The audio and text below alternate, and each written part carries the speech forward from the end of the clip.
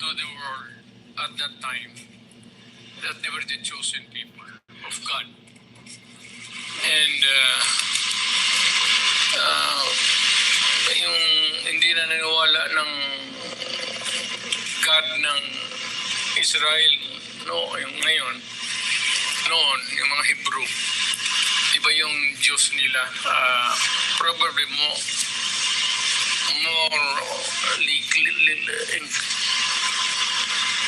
inclined towards idolatry and other mga symbols of not really intent with evil, but intent to just adore something that's more than us in this world. Naniniwala sila kasi noon may iba pa. But the one true God, which remains to be true until today, is the one that is really yung sinasabi ng Hebrew, the chosen people, that it is yung reliyon ng almost everybody, Christians, lahat ng ito man ring mga Palestino, and actually, frankly speaking, yan ang pinakamasakit, guys. We believe in one God. And high school pa kami, taking up religion sa namin. We were left wondering after itong mga religion subjects, now why in hell that the Christians or Muslims and the others are fighting against each other but adoring the same God. Even though sa biblical times, there was only one God and nobody else. But why yung conundrum will that yung gulo doon sa loob na yung the sphere of the spiritual hanggang ngayon magulo, which is really the question of sino ba yung also, which is sino ba yung totoo, yung God mo o yung God ko? Actually, you and I would know that we can rise above the maybe the whatever perversion there is in the interpretation of one's religion. That you and I believe we adore the same God. It's the question, Pastor, not believing in one God or Allah or God the Father. It's a question of the interpretation of God along the channels of religion by the different tribes noon at hanggang ngayon. Ang talaga, hindi makasundo yung mga Jews, Israelites, pati sa iba. They differ in the wisdom and even in the soundness, sanity, or goodness of that God because of their cultural hate. Actually, it's more of a hate and nothing else. Because if you remove hate, then there is nothing left except to whom we give our hallelujahs. It would boil down to one God. Ang problema, ang mga tribo noon at ngayon. The same tribes noon at ngayon pareho lang, or different stages at different times of the history of this world that were given by different nomenclatures or terminology, or I don't know how you would compute that in your mind. So yan ang problema ngayon, kasi dito it's not really a question of God, but it is a matter of how we hate each other, including the Roman Catholics. Kasali tayo dyan, Pastor, in the Middle Ages, at the height of the Middle Ages, we went into yung crusades. Yes. So the Christians, knights, itong converted into Christianity, nagpunta doon sa Holy Land, doon sa mga Muslim states, and fought a war for so many generations until it just wilted into nothingness, and a century after came back with so much hate again, multiplied twice as much this time. So yan ang problema. Kung bakit tayo hindi magkaintindihan,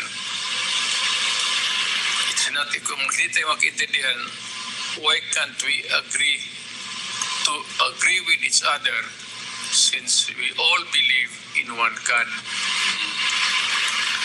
It's a tribal thing, and it's hatred that was born of. Kaya itong maswerte siguro tayo sa awa ni Allah or God, na dito masyado sa mga bagong states. Bago lang itong Pilipinas. It's a young state. Hindi magkagaya nito natin na there was used to be England, France, you know.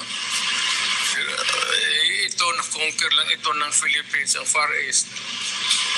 And they colonized us and branded as Christians.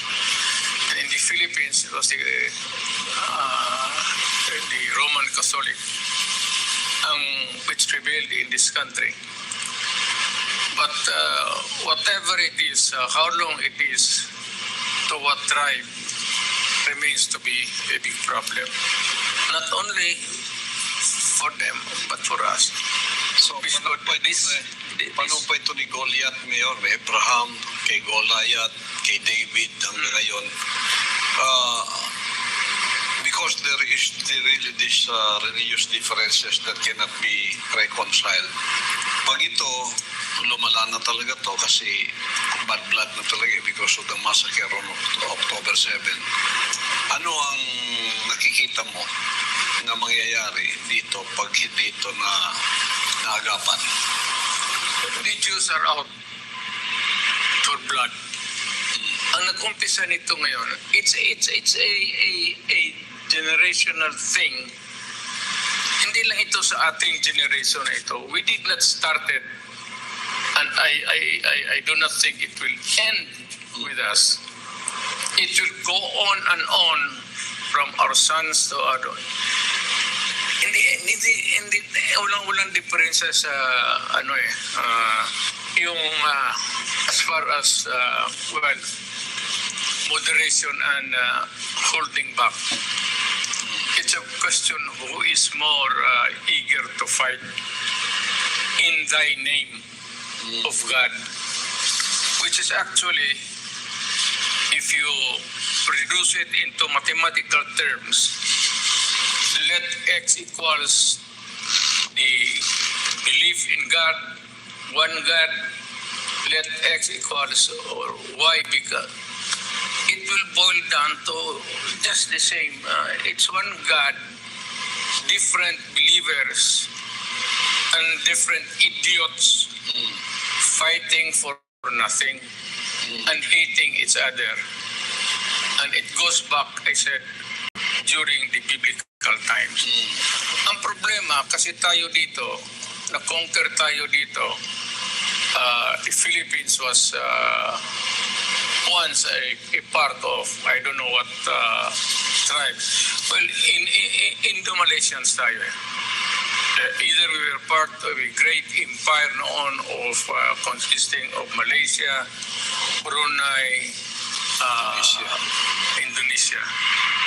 But whichever, as time goes on, yung pumasok na yung colonials. The Dutch conquered the Indonesians. Britain conquered the Malaysians. The Americans conquered the Philippines, supplanting Spaniard rule for almost 400 years. Ang nagdala ng reliyon ng Kristyanismo dito ay ang Spain.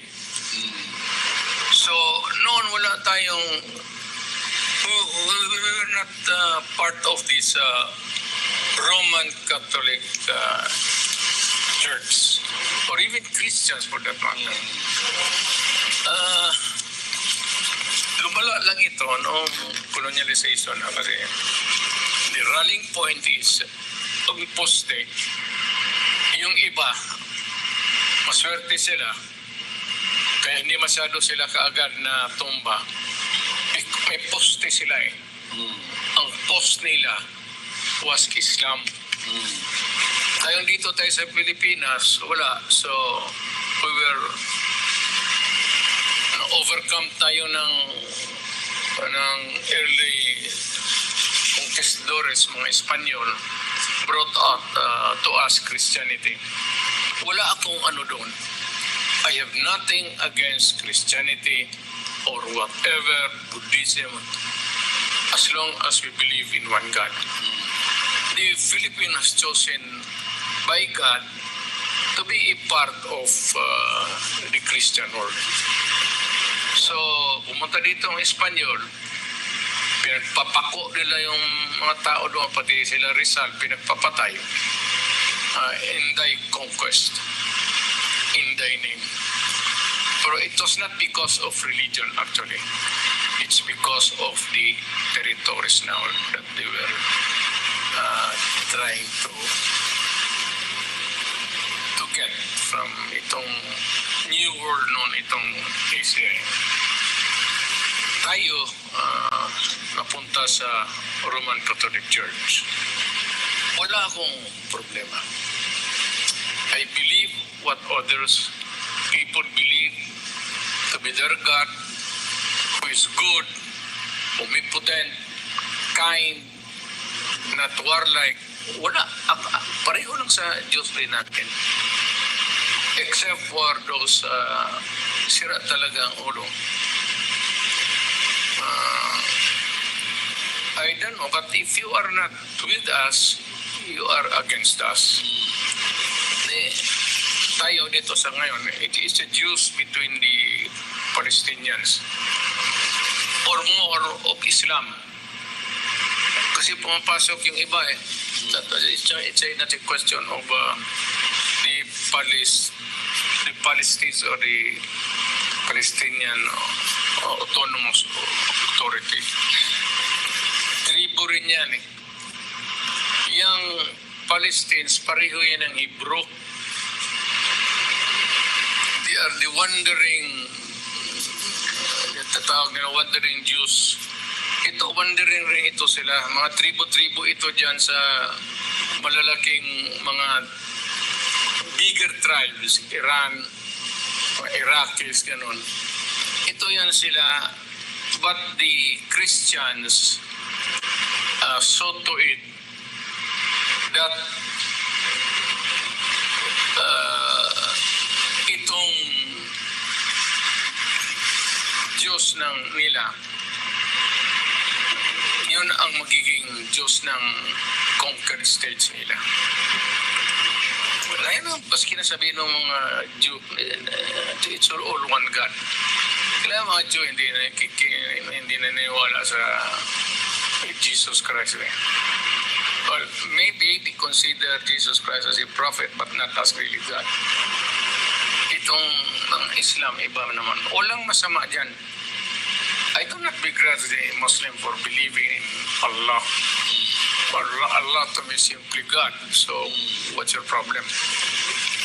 Ang problem is the tribe, the warring tribes. Itong ngayon, nagkagera. Itong mga Palestinian, now they're always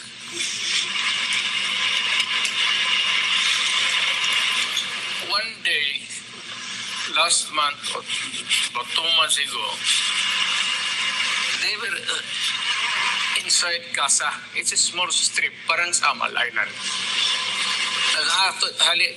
Halo sila diyang mga Jews pati Palestinian. Itong Palestinians made incursions, pumasok doon sa mga teritoryo ng mga Jews at nagpapatay, and which they were doing it every time, every year, ever since. Kaya lang napipilitang mga great powers, America, Britain, France, na hinudaw, silang ariglo-ariglo. This time, they made incursions, kidnapped people, including Christians and Filipinos, whether they are really Muslims or Christians, I do not know.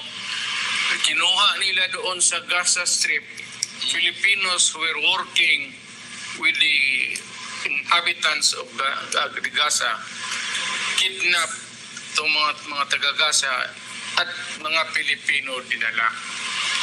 Doon, ibalik doon sa teritoryo nila.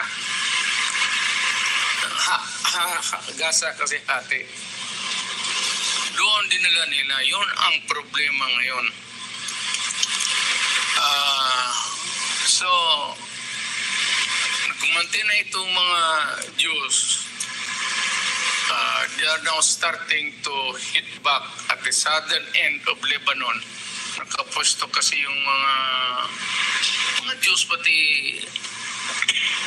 itong mga tribal Muslims. Yan ang problema kasi doon nag-umpisa yung alitan ngayon, and it's getting bigger and bigger every day. And mind you, it could invite the great powers to enter into the picture. Kasi pumasok ang Diyos, gumanti, papuntang Iran.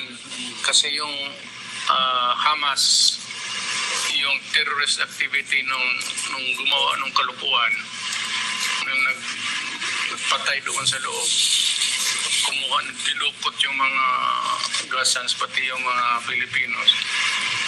Hinahabol ngayon ng mga Jews, Jewish state. Paretreat sila ng paretreat doon sa backer nila. Ang lugar ng backer nila is Iran. Now, if the Jews pursue the story to its conclusion, bibirahin talaga nila yung Iran kasi matagal na yung Iran. Talagang nag-uudyok yan. Iran is a Muslim state. It is not an Arab Muslim country. Persian yan. Hindi yan sila Arab, pero Muslim religion yan sila.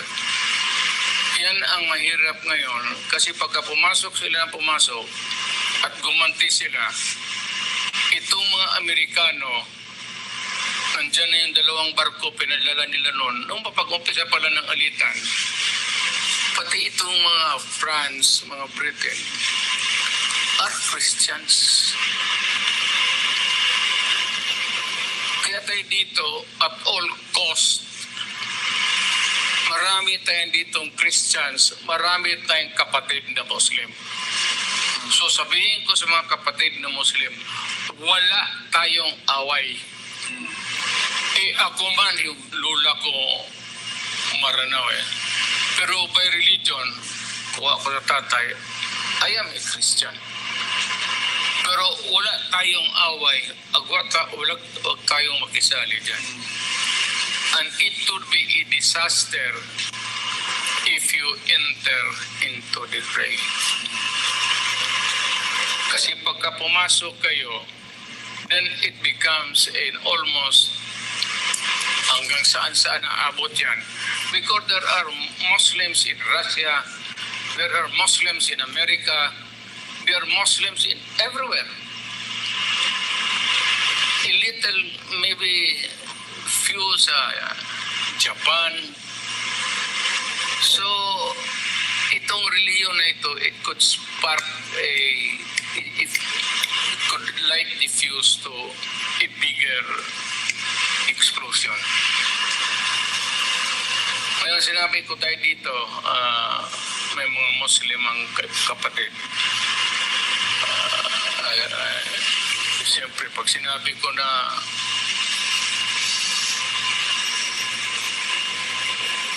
lula ko marano, di automatic yan.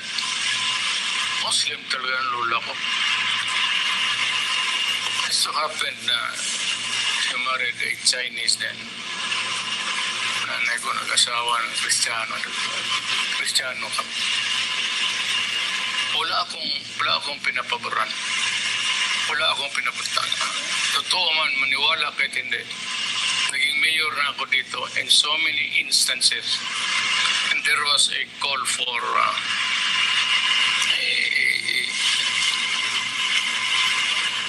I always maintain my cold neutrality. Hindi ako nagpapaboro. I believe in God, but I only what is believe in what is right. Itong mga lukong-lukong itong Hamas. Mga taga-Gaza na sila yung nag-umpisa eh. Hindi may nag-umpisa ngayon, sabihin mo, ngayon lang yan. Noon pa yan.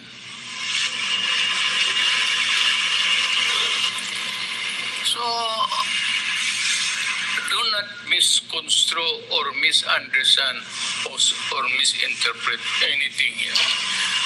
You know, I know, and everybody knows na yan ang history. So do not, me by saying, we are supporters of the Jews. Kung sino lang ang tama. Kung Jew ka, tama ka, nandun ako sa iyo. Muslim ka, tama ka, nandyan ako sa iyo. Oh, that's right. Kristiyanos ka, mali ka, huwag mo akong, you know, it does not take any religion. No religion in this planet has a monopoly to just even give the slightest idea of what is right and what is wrong. Rape is always wrong. To kill unnecessarily is wrong. But if it is with the blessing of the government authority of that place, that is the rule of the country. Kaya natin may death penalty na. Pwede kang pumatay dyan sa pumatay lang kasi Muslim ka, patayin ka. Cannot be. What do I protect? The Filipinos? The Tausug? The Visayans? What do I protect? I protect humanity. Hanggang doon lang. So, yan ang problema dyan, Pastor. Pag if goes out of hand, we would now leave it to government to decide kung saan tayo talaga. Where will we side? And I hope they will make the choice between what is, whose side is right and whose side is wrong. Because pagka hindi naman magustuhan ng marami, pag sabihin nila na kaya nga, mabutit na dyan yung gobyerno. maraming Kristiyanos magreklamo, ay mali yung sa gobyerno kasi pabor-pabor sa government sa society. Shut up. Dito kayo makinig sa akin, ako ang tigas. That's the duty of government. To remain neutral, neither pro or against the Christians or Islam, but to be on the right side. You would know. Kagaya nito ngayon, sinong may kasalanan? You would know that ito yung mga gago na gagasa na Palestino, ang religion Muslim. Sila yung nagunay. Mahirap yung you can maybe attack 1, 2, 3, and 4. It cannot go on forever. They've been doing it since time immemorial. Kaya pag ako ang nakaharap nila, tagal na ninyong ginagawa yan, and do not come for me for deliverance. Mahirap yan.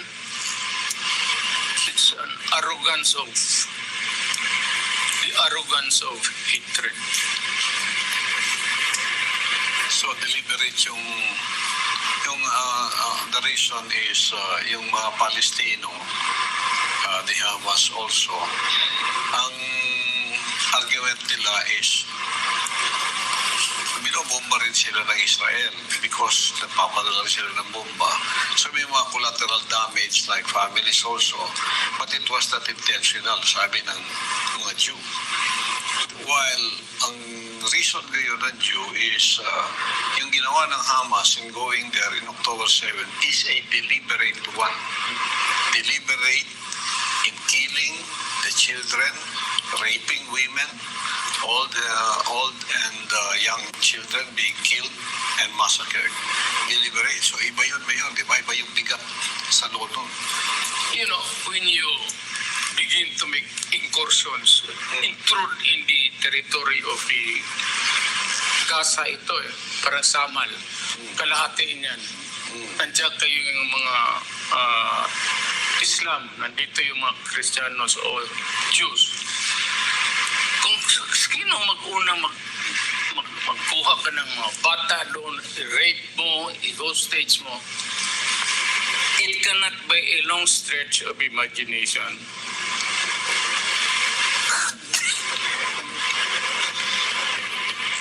bloom into something that you dream like you are right. Sabi ko yung pagdaliw sa paling kita niya, ikaw yung nagpumpisa. Ngayon, gagawin ng Kristiyanos yan, gano'n rin gawin ko, sipain kita. But itong historically ko sabi ko, it has been going on for so long a time, as a matter of fact, since I can remember. Kung gawain talaga ito ng mga, well, not necessarily, it might be it's not a statement against the religion of Islam, but itong believers ng Islam of different tribes na ayaw talaga nila yung Jew noon pang panahon na yon. By the way, yung mga Islam, mga Palestino o mga Arab, yung movement nila sa yung terorista nila it's universal in the Arab states. Yung may mga terorista dyan sa mga Arab, United Arab, pero hindi karamihan na tumututol. Pero may mga extremists dyan. It could be Emirate, Qatar, or as against Israel. Ang Israel kasi bagong na nation yan. Kung sige gulo, hindi wala ng katapusan because the mga Israelites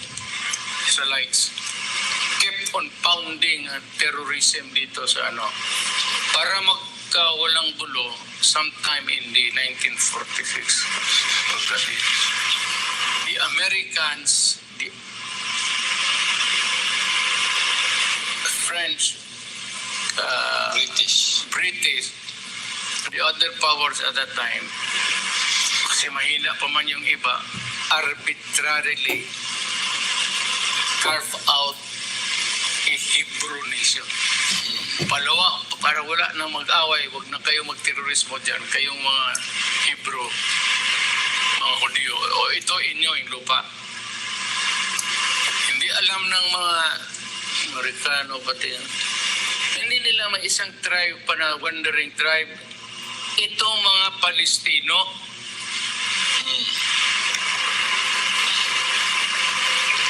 ang galit rin ang mga Kristiyanos dyan sa kanila kaya sila man yung kay Jesus Christ. Historical eh. So, paano yan? So, the tendency now of the Christian countries, nandoon talaga sa Jew.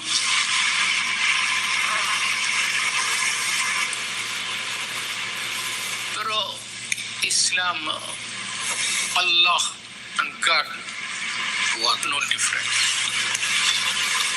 Isa lang yan.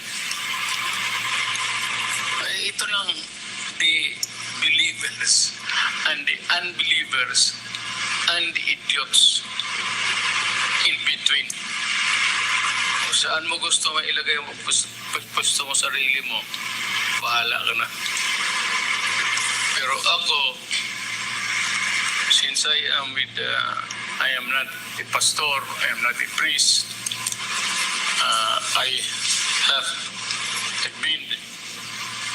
I've been a government employee for so long a time. Dito lang ako sa going by our laws. Ako ano lang ang tama. But our laws certainly guarantees the right to believe in any religion you want. Kima Sabadista ka, may Freedom of religion. Hindi makailangan dyan. Huwag lang yung mag-ira. Do not say invoke the name of God and make him a crusading factor in your stupid mind to fight or to kill or nothing. So, the worldview, Mayor, is that yung ginawa nila sa October 7 na pammaslang, pagre-rape, pammatay ng bata, it did not help their cause to free Palestine. Mas more, yung nanawagan naman yung Hamas chief nila for global jihad. Lalong pasama kasi madadamay ang buong libutan like what happened in Belgium. There was a lone wolf invoking the name of Allah and killed innocent bystanders. These three were killed. They were about to attend a football game. Pinagbabaril lang niya. So, makarevenge daw siya sa pangalan ng Diyos. So, ito yung delikado na may mga lone wolf na ganyan or maybe a group. Madadamay po sa libutan. So, dito, kaugnay nito, nanawagan din si House Deputy Minority Leader at Basilan Representative Milchi Bataman sa Administrasyong Marcos na sumama sa mga bansang nananawagan na magkaroon ng ceasefire sa pagitan ng Israel at armed group na Hamas. Inalimbawa rin ni Ataman sa sitwasyon sa Israel ang nangyari sa Pilipinas kung saan noong 2014 na isang peace agreement ang nilagdaan sa pagitan ng Philippine government and the Moro Islamic Liberation Front or MILF na nagbigay daan para may sa batas ang Bangsamoro Organic Law. Sa ngayon po ba kayo dito, Mayor? Yes. Whatever that would promote peace, Yes. even in the shortest time, it cannot be a permanent one. But for as long as we have a respite in the against violence and injuries, payag ako doon. Yes. I can sign any agreement to do. In the meantime, for the non-sec, Yes. ika nga, for for the non-safe, that's it. But in the meantime, that could give us a respite to what is in this world today. So that was your policy also, Mayor, sa noong presidente ka pa, sa China and the Philippines regarding this very very critical issue of the West Philippine Sea, no, and South China Sea, to maintain peace. Alam mo kasi, sa totoo lang ha, kaya mga Pilipino huwag kayong magtawa. Baka atakein ako ng mga bugok na scholastics. Yung West Philippine Sea defining the boundary dito sa West Philippine Sea. It's a body of water known as the West Philippine Sea. And it is not even visible. It's just an imaginary line dividing what belongs to China at what belongs to us.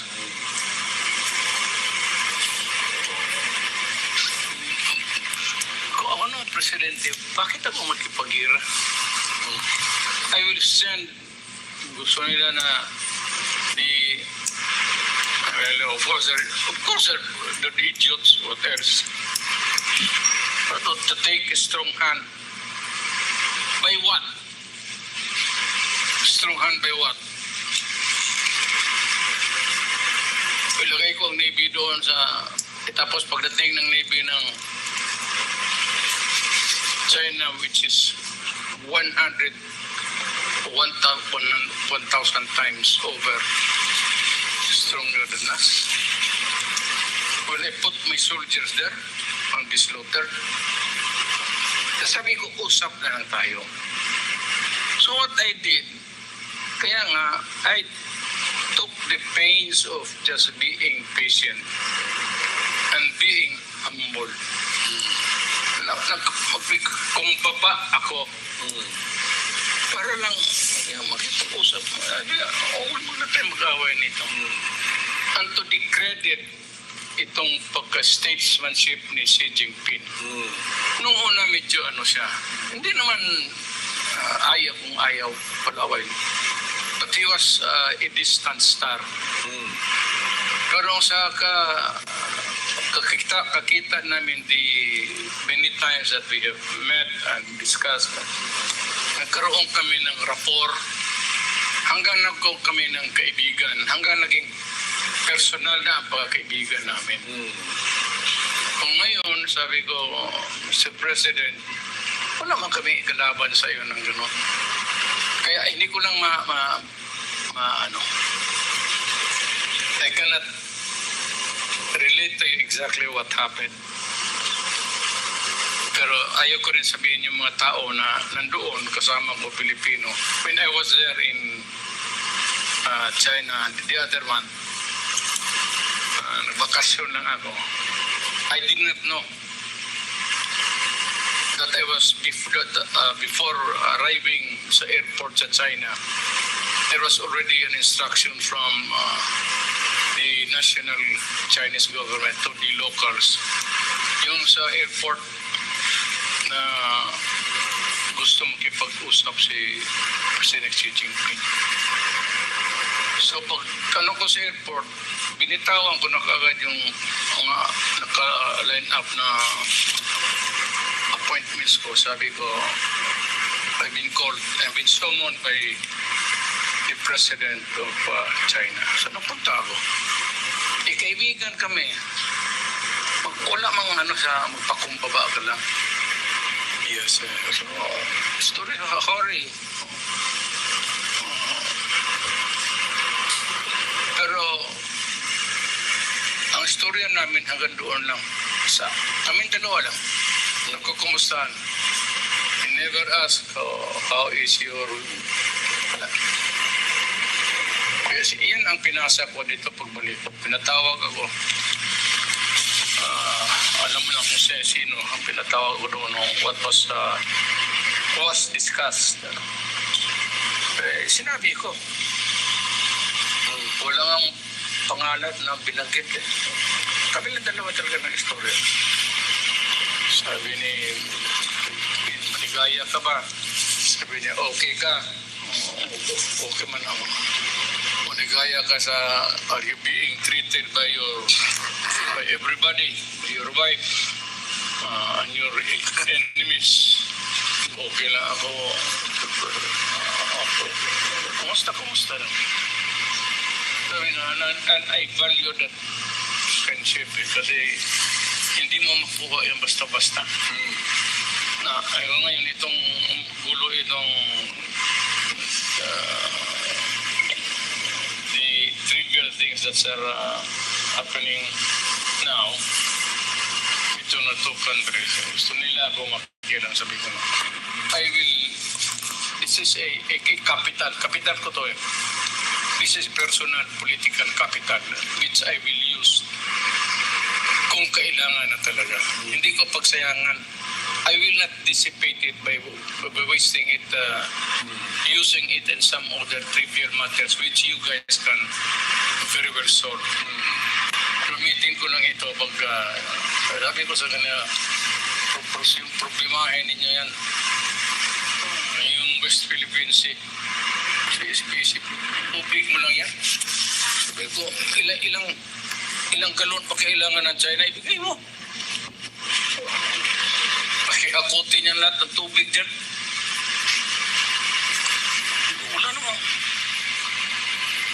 Wala namang mag-establish a boundary line. For what? Unless, of course, it becomes excessively pronounced in the sense that it would, we would take it to mean as a claim of territoriality. Ibang istorya na yan. Yung nagpapatro na sila, standby sila dyan. So, magpunta na ako kay President Xi Jinping. Sir, bakit naman gano'n? Hindi naman, it's almost a claim of ownership. Kung mag-standby ka na dyan, para bang you put a delineation between the Philippines and... Pero magpatro lang dyan, sige mag-aksaya ka ng gasolina. Marami ka mga gasolina. Wala man tayo. Why would I mind you? Ano ang kuha niya? Isda? Sige, makuha ka lang. Marami namang isda dyan. Matambaka. Pati, kung gusto mo, ubusin mo. Ganyan lang yan.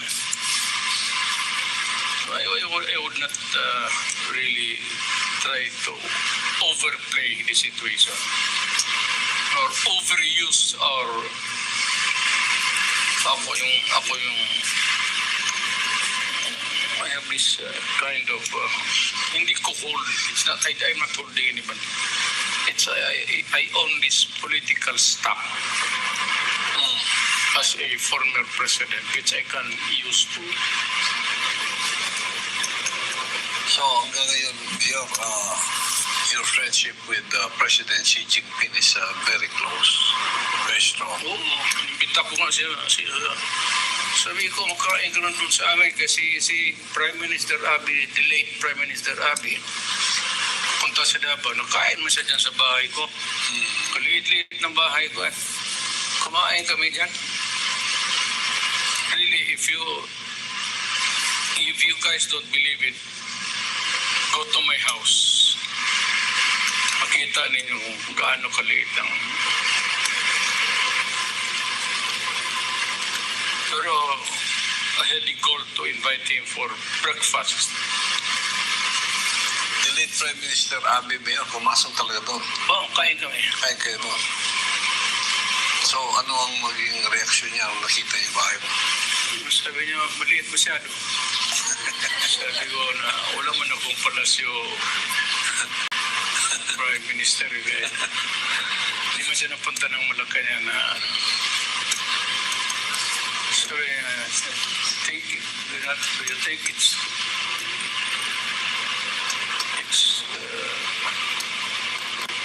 kasya ba yun ito sa inyo? Sabi ko, there are only about 6 of us. Ako, asawa ko, anak ko. God the Father, God the Son, God the Holy Ghost. Anim lang.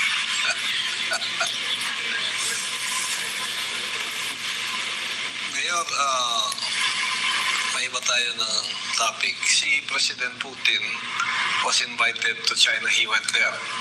Now he's invited again to Thailand and Vietnam, and he's also going there. In spite of the fact na meron siyang warrant of arrest na ICC. Ito bang mga nations na to walang mga treaty about this ICC tulad natin? I think so. I think so. That's why he's going there. In spite of the fact that he is being bedeviled by the Western media, but marami pa rin siyang friends sa Asia, no? Whose side are you in? That's the question. To the Western press, kaya talagang demonyo si Putin. Pero pag nakaibigan mo si Putin, he's just an ordinary, well, for a politician, because that position is political. You cannot be there without politics. Maano siya? Maano rin? Quite humble din sa person. Wala man akong makitang mayabang na dito naman sa Pilipinas. Marami dyan sa Congress. Those din talagang malalaki na. Big time na. Humble ba yun? Kalmado na. They have reached the summit of power. They have reached their apex na. Pero yung maalanganin, Mayor, yun o mga si Trillanes, Mayor. ISO's number 1. I don't mean to let your point blood because of this. Pero maganda itong talakayan natin. Mayor, may ibang topic tayo. Matapos pasukin ng mga hackers o cyber criminal ang mga websites ng Kamara at Senado, ay naalarma ang mga ahensya ng pamahalaan sa pag-atake nito, lalo na sa banta ng data and security breach. May ilang netizen na kumwestiyon sa timing nito at nagsabing self-inflicted ang hacking upang ma-justify ang confidential at intelligence funds nito matapos po ninyong i-anunsyo na magkaroon ng audit sa mga mambabatas. Ano po ang inyong masasabi sa nangyaring hacking spree ko, no, Mayor? Sa tingin niyo po ba napapanahon na rin bang paigtingin ang cyber security ng bansa? What do you think? Pastor, yung hacking, noon pa yan. Oh. Ngayon lang ulit na pag-usapan. Yung hacking, yung mga estudyante niya, marunong pumasok na dyan, labas-pasok. Yung mga dyan sa colleges, mga bright. Jesus. Matagal na yung pastor pinasok. Pero yung timing daw, Mayor, ng timing, well, anunsyo mo daw na i-audit, tapos timing daw ang pag-hacking. Anong connection mo? Mayor, anong connection yun? Ito kasi, Pastor, it started with yung sa anak ko. Yung Inday. Ako noon, Mayor, si Inday ni Mayor, all these years may intelligence fund yun. Ako may intelligence fund ako. At the outset, sabihin ko na sa inyo, anong produkto namin binigay sa Davao?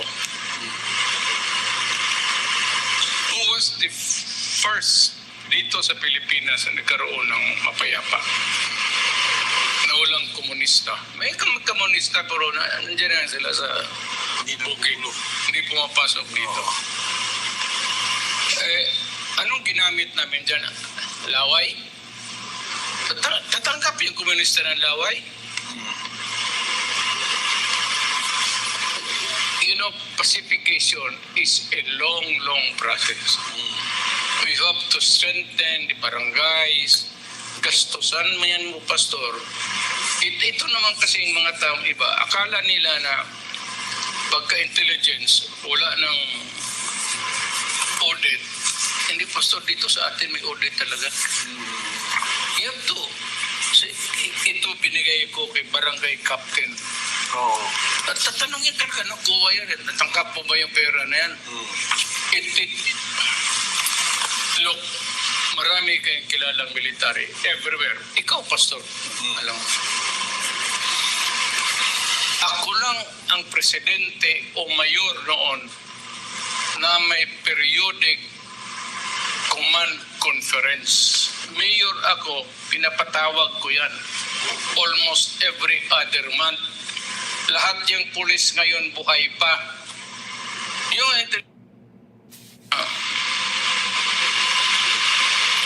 well, I suppose India is way of doing it kasi yung ROTC pati PMT gusto niya i-revive plus itong pasok ng mga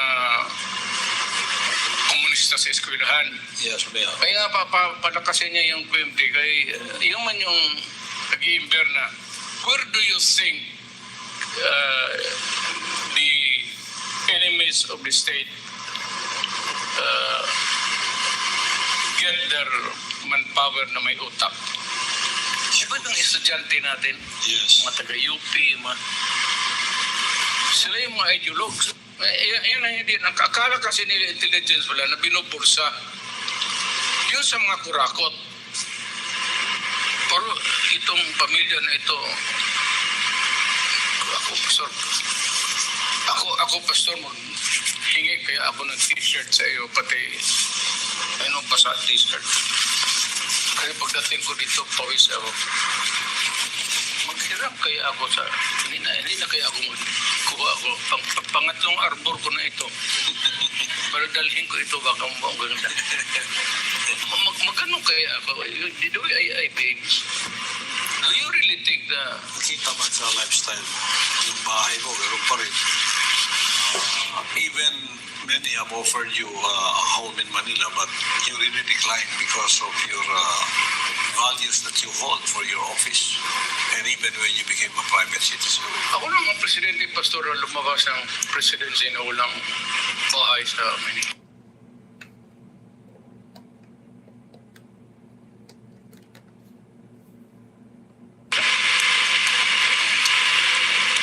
So, balik ako sa hotel. Hindi rin ako makatagal kasi mahal. So, I must finish my businesses or business. Then,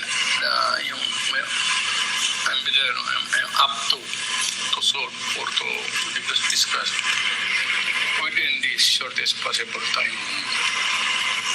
Wala akong bahay, Pastor. Kung meron lang, may pera lang, may nakurakot lang ko kasi kunti. Magbili na ako paski kondo lang. I remember nung congressman ka, pagka magsweldo ka, tawagin mo ako. Pakita mo yung check mo. Sabi mo mga pastor, sweldo ako, punta tayo sa Via Mare. Kahit tayo ng oyster. Maraming beses yun. Yun lang man ang makabawi ako sa iyo, Pastor. Totoo. Pero alam mo, men judge best when they condemn. Ang pinakamagandang pag-usa ng tao, lalabas yan. Especially yung ididiin niya yung tao. Ganon yan. So, walang maniwala. Wala. Diwag. Total. Alam nung, ilang taon na ako na. Nag-retire na ako. Pumasok ako ng mayorship. Same door. Umuwi ako pagka-presidente years after. Same door. Same lifestyle. Ito, naghihiram pa rin ng jacket sa iyo. So, diyan ang ibig sabihin, whatever the argument is to nalabas about confidential funds, intelligence funds, yung challenge mo nagpapatuloy na just open the books. Just open the books. So the people... Basta gagamitin mo lang sa tama. Alam mo, Pastor, pagkakawatan ka talaga. Yes. it's nasa dugo ng tao yan. If you cannot resist, yun ang maraming pera. Pero pastor, ako kasi tatay ko governor. So I grew up, nakita ko yung tatay ko ng governor, how many terms na ako. That kind of value. Alam mo, pagkamatay niya, I almost stopped going to school in Manila. Kasi hindi na kaya ng pera. Eh wala na eh. At governor siya, no? O gano'n yun naman. King cabinet pa siya, member. Kaya nandiyan mo yung nanay ko, sabi niya, hindi anak, sangla. Tayo ng... And at that time, Mayor, the whole Davao is isa pa. Yes, sir. Gusto ka magpayaman nung panahon na yun, mayaman ka na. Kung kurakot ka. Eh, kami ang anak eh. Walang titulo sa pangalan namin nung umalis siya. I heard from you, Mayor, na bawal nga sumakay sa for official use only na sasakyan ang pamilya. Yung governor's car, governor ang plate number noon. Oh. Hindi kami pwedeng makasakay. Oh. Ihatid sa eskwela na gano'n. Na hindi kami makasakay na kami mag-isa. Kung nandyan yung tatay ko, pwede. So yun ang nakagisnan mo. Yun ang nakuha ko sa kanya. And because I found it, or I still find it, maganda sa pagkatao mo. Yun ang pinasa ko sa mga anak. Yan, handa yung mga taga-Davao. Sabi mo nga sa mga taga-Maynila, panahon ko, pastor, medyo tawa-tawa pa yung mga tao dyan. Panahon ni Inday, nagtitipto ang mga tao dyan. Yes, we know that. Pati yung mga TV sa mga offices, pinakuha lahat yun. And when they have lunch, hindi silang lalan sa labas. They should have lunch in their offices para walang time wasted. Hindi lang alam kasi ng mga taga. Akala kasi nila, alam mo, pastor, wala sila ng hanap na they just don't believe it na meron pa mga tao sa mundong ito na iwan na Because beyond the way I see it, they judge you according to their values. Kasi kung ganun siya, kung nasa posisyon siya na ganun, magnanakaw siya, ang tingin niya doon sa kapwa niyang ganun, magnanakaw din. So they judge according to how they judge themselves. Hindi nila alam na meron palang mga taong ganun sa public service. Just like you and your siblings, like Inday. Sabi nga ni Mayor Bastiga yun, yung youngest po nung nag-meeting ang mga barangay captain, hindi siya maraming sinabi, sabi niya isa lang sabihin ko sa inyo, sabi ng tatay ko, basta avoid drugs and corruption, tapos ang istorya. That's what Mayor Bastiga said to the barangay. Hindi, nakuha rin niya sa iyo, di ba?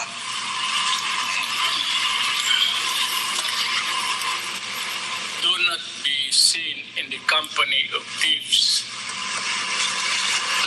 No talaga yan.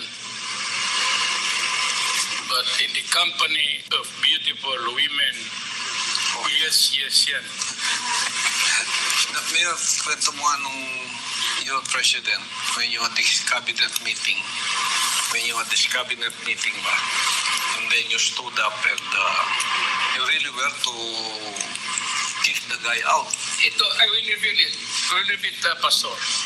Total, hindi naman ako presidente. There is the military still existing. Buhay pa yan, mga colonels pa yan noon. Yung iba general na, ang cabinet ko. Twice in my career as president, naggalit ako sa military. Hindi ko na lang sabihin kung ano. I stood up and sinabi ko, twice in my career, kung ganito lang naman pala ang kayo, paghirapan ko pawis.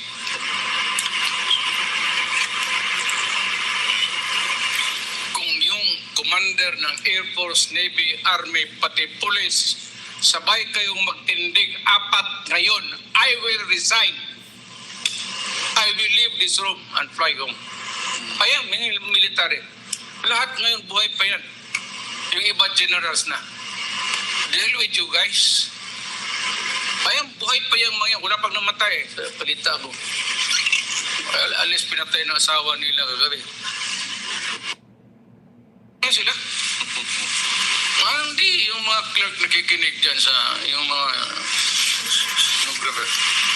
And we also heard in one of your SONA na hindi ko alam that I will be fighting my own government. Yes. Because of corruption. Yo, because of corruption. Yeah. Pag akyat ko pa lang sa sabi ko kasi kay Pato, simple police dito yan. So dinala ko sa Manila. Wala akong kakilalang Kaya kasama tayo eh. Siya ginawa kong chief PNP. Diretso na kaagad. Kasi wala akong kakilala. Sabi ko, I think that if I will, I may or I may not survive, but I am fighting my own government. Sabagay, dandahan ko silang inisa naman. And today, but yung iba, talagang totoo sa servisyo, true to life. At saka yung army. Yung army, yung poste, yung Armed Forces of the Philippines, yung ang naging poste ko. Kasi, hindi mo naman loyal yan sila sa country, hindi sa akin. Pero of course, they would know where to side kung sa mga ganon. You would have to side with the President if he's doing his duty. Yung Armed Forces of the Philippines. At hanggang ngayon, maasahan. Hanggang ngayon, maasahan natin yan.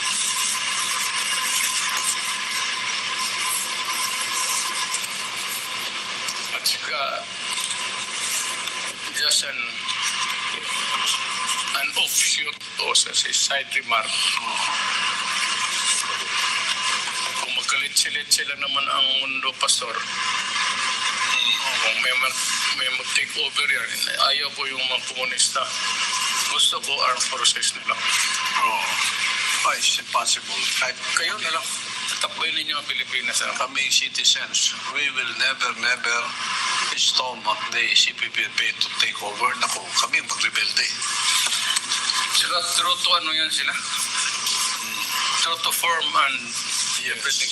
I found that out, Mayor. That's why Ikaw, marami ka mag-ibig. I love the military very much, Mayor. May iba naman tayo, Mayor, no? Ayon po kay Senator Cynthia Villar, Mayor, na sa panahon ng inyong administrasyon bilang Pangulo, ay mahigpit po kayo sa pag-aproba ng reclamation projects. Pero this year ay kinagulat po ng marami na umabot na sa 22 ang bilang ng reclamation projects sa Manila Bay. Kahit pinasususpindi na po ito ni Pangulong Bongbong Marcos, ang reclamation activities ay nagpapatuloy pa rin sila dahil sa kawalan ng executive order. Pwede po bang matanggal o mahinto ang reclamation activities sa nasabing lugar, Mayor? Isang utos lang yan Marcos, Pastor. Isang executive order. Ako meron akong in-approve. Bakit ka magkaroon ng reclamation kung wala kang i-allow na mag-operate na mag-reclaim ng radar ng lupa. Pero ako, mga 5. Over the years. Pero hindi ganun karami. That's too big a number. So,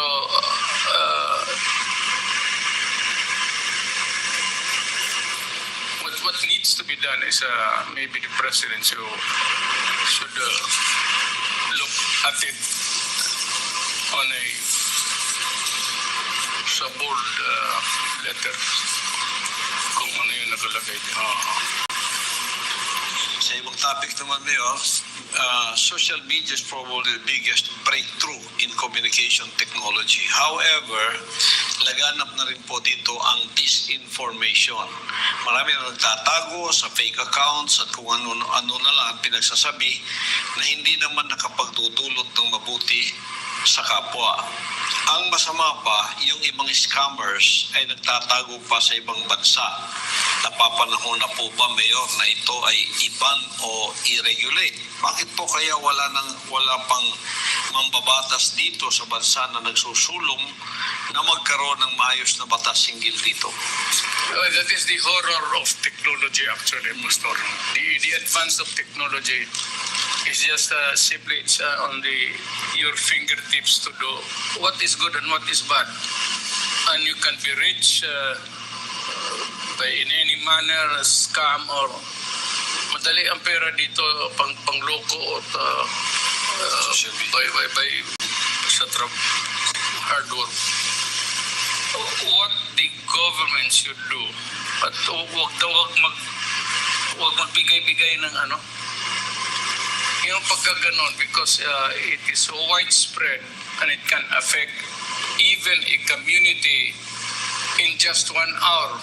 Ang bilis ng pasa ng balita ngayon, or even throughout the country. So yung mga ganon, especially national security, indulging in fake news, you scatter around falsehood. But if kailangan ito there has to be a process. Of course, ako abogado, it has to be a judicial process. Control. Pero madalian lang. Hindi masyado dito, ang napakatagal kasi ng because of the backlog, Pastor. Sa karaming kaso na ipapile araw-araw, hindi mo ma-dismiss yan araw-araw ka agad yung kaso-kaso na environment. So papatong yan. Experimental ang... So, When you were president, Mayor, how is your workload every day? Because nobody knows that. Ikaw lang at ang mga assistant mo nakakalam. At ikaw bayan, hindi na alam kasi makita nila nasa TV ka na. But what is your workload really as a president? ito, buhay man yung mga presidente na dumaan na. Ayan si Bongbong Marcos yung nakaupo. Ang aking style, Pastor, is pero same, same, let me find the right word. Same quantum, sa trabaho. Ako, I usually wake up 1 or 2 in the afternoon. Kasi ganito, 1 or 2, maliligo ako by 3:30 to 4. Sa opisina na ako. Hanggang gabi na yun, Pastor. Then I sign papers. Kasi pagdating ko sa bedroom ko, yung bedroom ni Aquino lang rin. Sinira na yung building nun. Ano na yun? Ay, ako masabi. Pero ako, kasi ayaw kong gumastos. Yun lang rin ang... Dali mo nga sa bedroom, yung perbahan. Yung building. Wala na. Kaya kita ng... Wala na, pag-uwi ako, ganun na yung papel. So, magkain ako, then I burp for a few seconds. Tapos doon ako manonood ng TV yung mga yung narratives na ano ang nangyari sa araw na yon. Hindi na yung makikinig ka talaga ng the full story ka nga. Tapos ako niyan mga alas 11. I start to work on the papers. You sign every paper. So maubos ko yan. Alas 4, alas 5, alas 6, alas 7. Minsan alas 8 ng umaga. Wow. Tapos na yung case. Malinis na.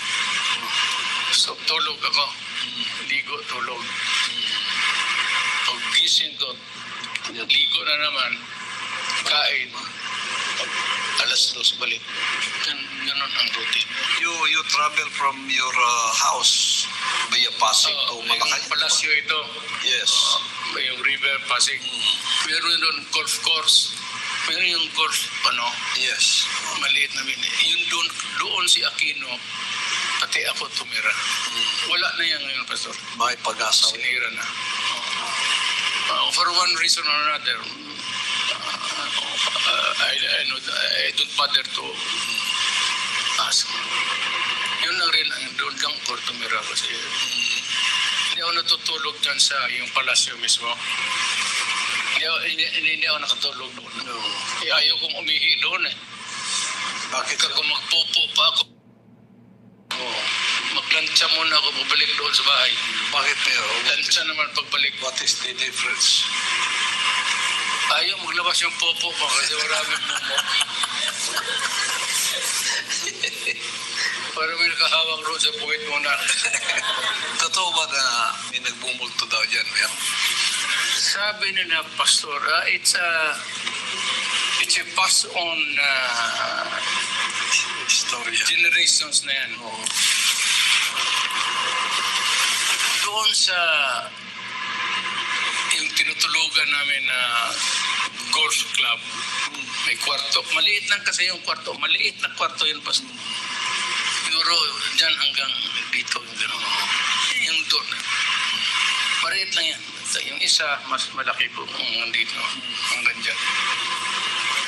Ang dressing na sa mag-golf kayo. Dressing room ng president. Doon ako nasanay.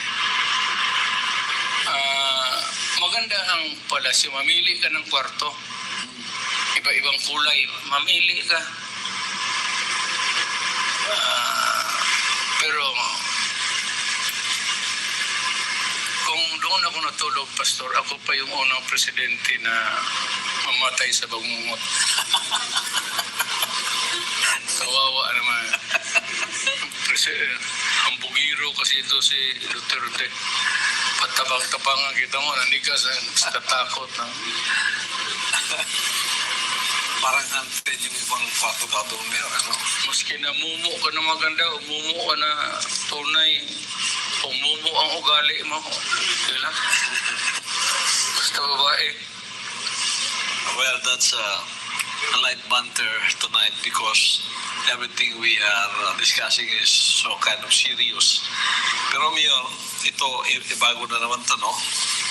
Mayor, ipinanawagan po ng ilang grupo na tanggalin na ang rice tarification law para bumaba na ang presyo ng bigas. Pero parang kaduda-duda because it's an open secret na kaya lang naman mataas ang presyo ng bigas dahil sa artificial rice shortage o rice hoarding na kagagawan ng mga rice traders. Ano po kaya ang magandang solusyon dito, Mayor? Totoo naman po na bababa ang presyo ng bigas kung tuloy-tuloy ang pag-import ito. Pero paano na lang ang mga lokal na magsasaka? Ano po ang mangyayari sa local rice industry? Pastor, ganito lang yan. Unang bilhin natin, kulang talaga. Kulang talaga. Ang totoo dyan, kulang talaga. Hindi tayo papasok ng ganun pag sobra-sobra. Kulang. Ang unang gawin natin is bilihin natin yung produce natin locally. Kung ano yung deficiency o pagkukulang, bibili natin sa labas. Ang gobyerno magbili. Tignan mo lang expected yung how many typhoons are on the way this year. Make a prediction of about siguro out of the 6, 4 or 5 will hit us and yung anong tawag nito sa study of climate and science. Mapipredict nila yung mga gaano ka severe ang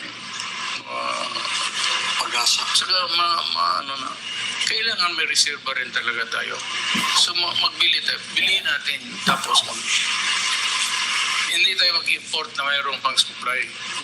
Kawawa yung tao, yung nagdadaro doon sa anuhin man niya yung yung produce niya. So yung nasa ako nga sipa talaga kita. Hindi ka marunong mag-compute.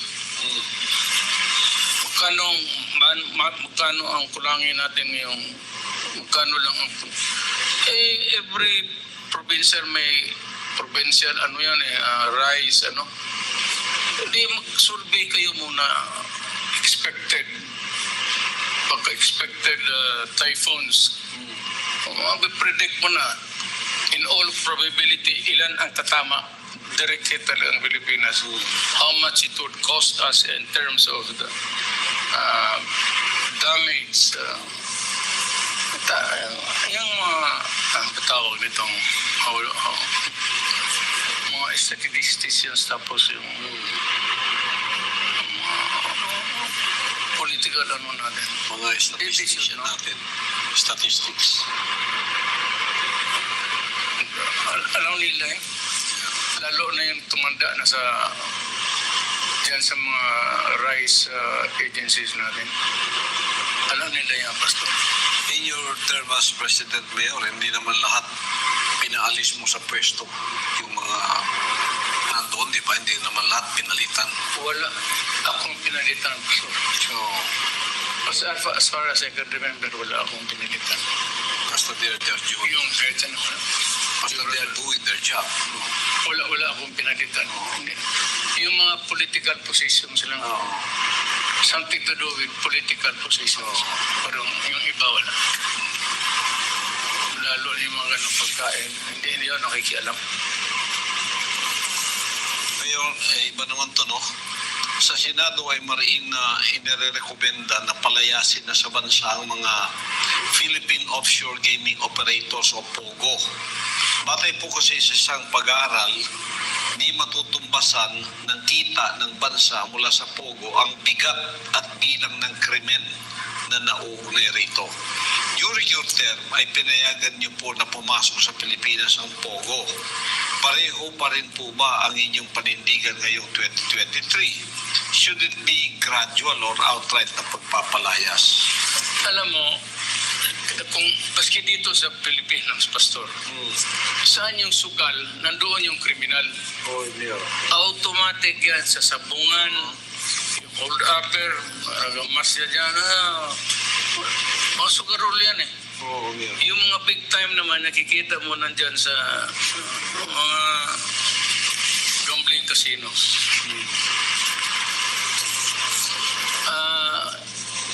Panahon ko, Pastor, basta sinabi ko sa kanila na wag. Wag kasi wag.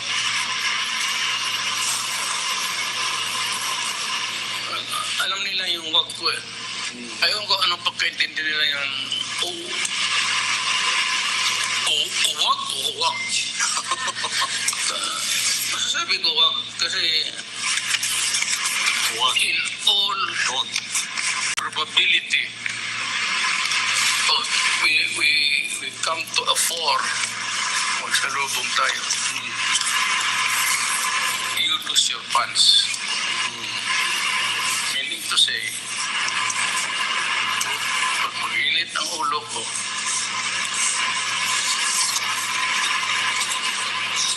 sabi nga nila ito, Duterte, walang patay. Totoo nga, talagang ginawa ko man. Pagka sinabi ko wag, tapos sige ka pa rin, hinihiya mo ako, parang wala na rin, parang wala na rin presidente ng Pilipinas. So, Mayor, bago ang mga live questions natin via Zoom, meron tayong konting break. At pagkatapos nito, magtatanong si na Atty. Salvador Panelo, Derek Peter Serrano, Jeffrey Case, Eric Celis, Margot Gonzalez, Troy Gomez at si Paul Montibon. Pero bago yan, mag-break muna tayo. At pagbalik, zooming questions na Mayor. Salamat, Pastor.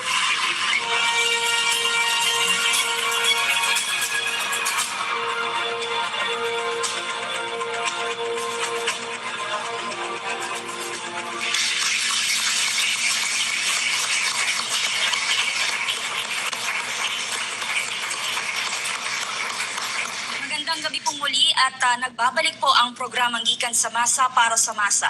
Sa punto pong ito ay tatanggap na tayo ng live questions via Zoom. Unahin po natin si Attorney Salvador Panelo. Attorney Sal. Magandang gabi po.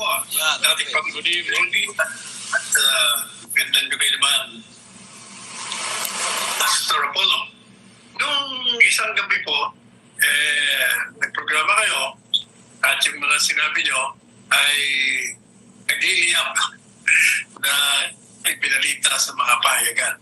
Lalong-lalo na yung hamon nyo sa Kongreso kay Speaker Martin, specifically na buksan nila ang libro ng Kamara ng Representante at ipakita yung kung gaano karami, kalawak, at kung paano nila ginagastos ang pera ng taong bayan.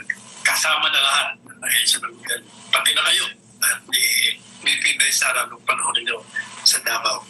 Kapansin-pansin lang po, in-highlight yung mga sinabi nyo, pero wala ho akong nabasa sa pahayagan kaugnay doon sa binanggit nyo doon sa sitwasyon sa Maguindanao del Norte, kung saan nagbigay po kayo ng pahayag na categorical, unequivocal, and in fact repeatedly na yung appointment na ginawa ng Pangulong Ferdinand Marcos Jr. sa paghirang sa isang OIC sa katawan ni Ginoong Makakuha sa gitna ng meron ng acting governor pursuant to Republic Act 11550, hindi po lumabas. Kaya tuloy naalala ko yung sinabi nyo na walang oposisyon, pati ang media ay tumahimik. Kaya napipilitan kayo magsalita. Pero lang ako napansin ko, hindi nila hinighlight. So, wala akong nabasa. So, kaugnay po doon sa binanggit nyo na illegal ang appointment ng dating Pangulong Ferdinand Marcos Jr.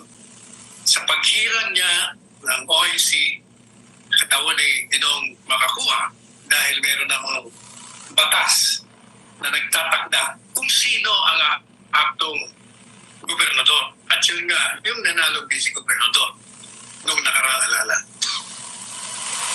At dahil nga po doon, ang impas nga doon, ang nagresulta ng kawalan ng sahod ng mga empleyado, kawalan ng delivery ng mga basic services. At wala pa tayong narinig mula nung sinabi niyo yung isang araw, wala tayong narinig na response doon sa hamon niyo sa Kamara ng Representante. Di pa kayo sinasagot kung tatanggapin nila yung hamon niyo. At pangalawa, wala rin tayong naririnig sa panig ng Malacanang kung ano ang kanilang posisyon doon. So, sa gitna ng kalakaran ito, ang tatanong ko po sa iyo, Ginoong Pangulong Rudy, ano po kaya ang pwede niyong ipayo kay acting OIC Makakuha para magkaroon na ng resolution yung problema ng sambayanan dyan sa Maguindanao del Norte. At kayo, dahil bilang presidente rin, ano naman kaya ang pwede niyong ipayo sa Pangulo ngayon, Ferdinand Marcos Jr., kaugnay naman sa kanyang appointment? Yun po'y inaantay ng taong bayan na marinig sapagkat bilang Pangulo ng Bansa at bilang meron po kayong record na kung ano lang yung totoo, sinasabi nyo, regardless kung sinong masaktan, basta kung anong totoo, sasabihin nyo. Kung anong makakabuti sa bayan, ay yun din naman ang isinasagawa ninyo. Yun po ang aking katanungan. Pangulong Rudy. Okay, Sal. I would direct this statement to the President. Mr. President, I do not mean to, I don't have the slightest intention to give you the advice, get it from your lawyers, I do not have the reason to lecture on you because you are the president of the Philippines, and the president is always right. That is a presumption para walang gulo. Now, if you do not want to follow the president, you disagree with the president, you can file the necessary whatever action, pleading or suit in the courts, start from the lower courts up to the Supreme Court. So itong akin, this is just my view or my opinion as an ordinary lawyer. Hindi po ako magaling na abogado. As a matter of fact, 76 lang ako. Kumuha ako sa bar. Tamang-tama lang makadalawa bago magbagsak. That's why I do not have the pretensions of even being called an expert. But I'm a lawyer. And I would answer you as an ordinary lawyer, give the ordinary advice to the ordinary men and women listening to us, the Philippines. And of course, if he has time, the President. Alam mo, Sal, itong Maguindanao was divided into two. Yung pag-divide ng Mindanao into two, yung Maguindanao, anong probinsya ba yun? Dalawang probinsya yun. So, ang isa... Mindanao, naging Maguindanao. Okay, sir. Meron ako ang batas. When the law dividing the one province, there was already a provision in the law, aside from the setting aside the physical boundaries, meron doon there were already persons mentioned in the law, kasi mawalaan man sila ng pwesto, maghati kasi ng dalawa, that they will retain. So pinangalanan na yung tao kung sinong manatili sa pwesto ng governor para wala ng gulo kasi nandyan na sila eh. Tapos paghatiin mo, saan sila? So ito yung mga tao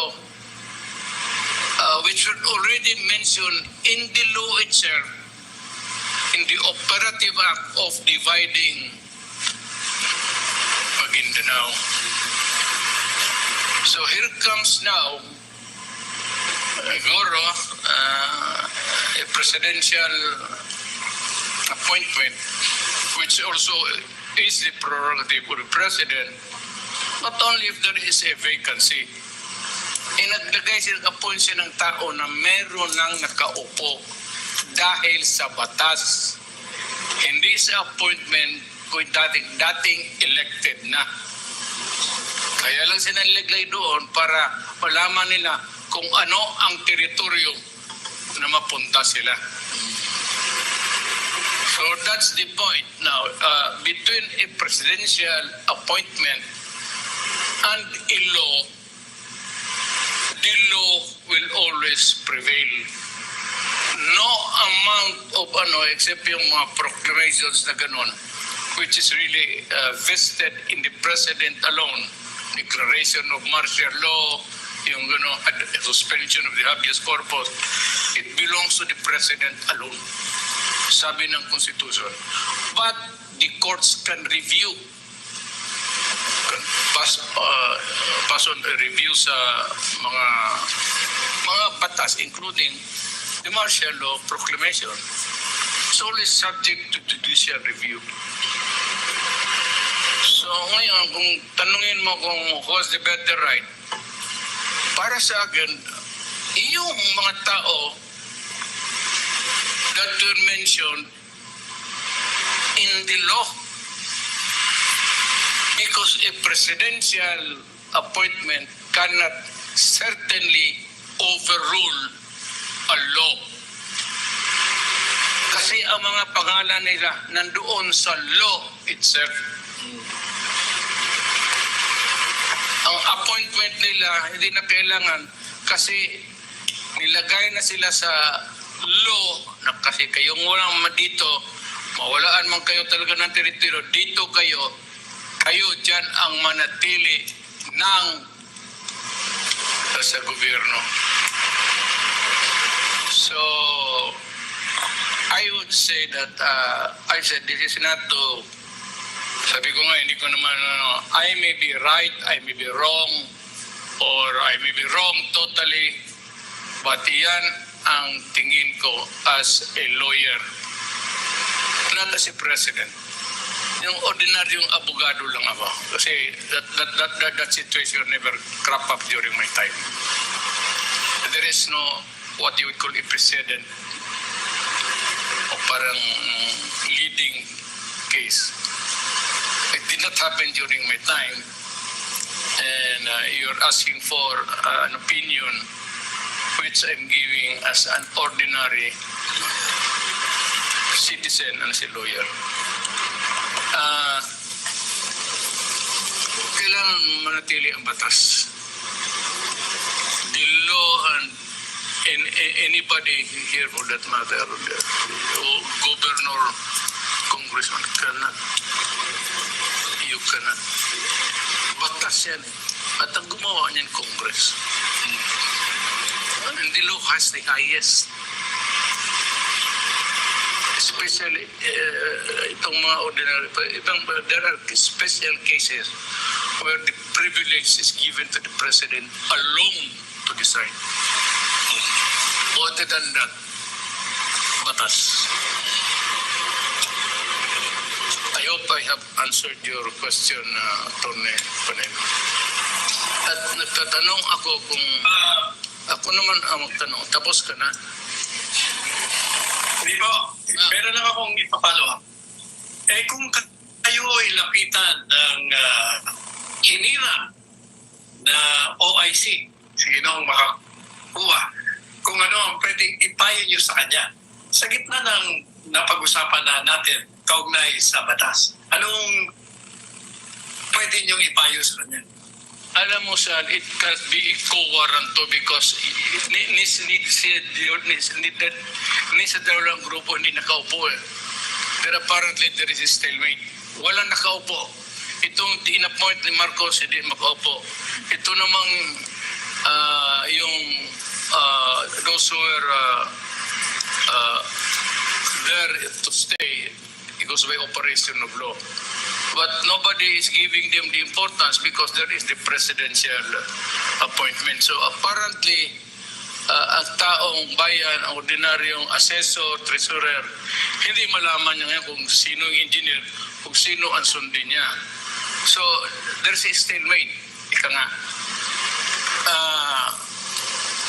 The better practice, it cannot be co-warranto because nobody's sitting. Yung itinakda ng batas na sila yung maging mga opisyal, hindi naman nakaupo.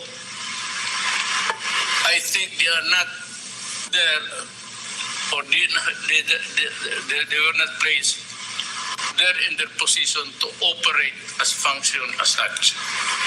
So if there's a vacuum there, itong na in-appoint ni President Marcos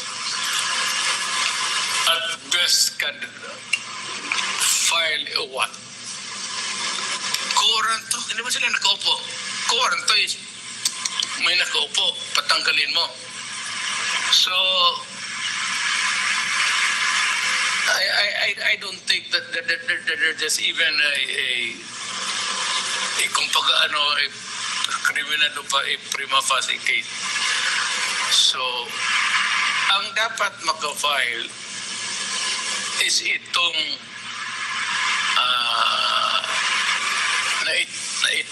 tinakda ng batas na nakaupo. They should file a petition for mandamus, directed sa DILG to place them in the mandatory. Invoking now the law that was passed where they got their positions by law. Actually, Ginoong Pangulo, both of them are operating as acting governor. In fact, both of them are meeting their staff. Talaga nag-ooperate sila as governor. Nagkakaroon ng mga memorandum, address to the employees. Pareho sila nag-ooperate. Ang problema lang nag-ooperate sila pero walang lumalabas na pera. But they're functioning. Both of them are sitting as acting governors. Yung isa by virtue of the appointment by the president and yung isa naman by virtue of the law. There's no conflicting presidential appointment and a presidential appointment can never become a law. And there's a law versus a presidential appointment. Now, it would behoove upon, I think, kung ako ang batas, I'll give due course. So dito yung sinabi kung sa inyo yung in-appoint ng batas. Inilagay doon ng batas para sila they have, I think, the higher legal moral ground. Tingin ko,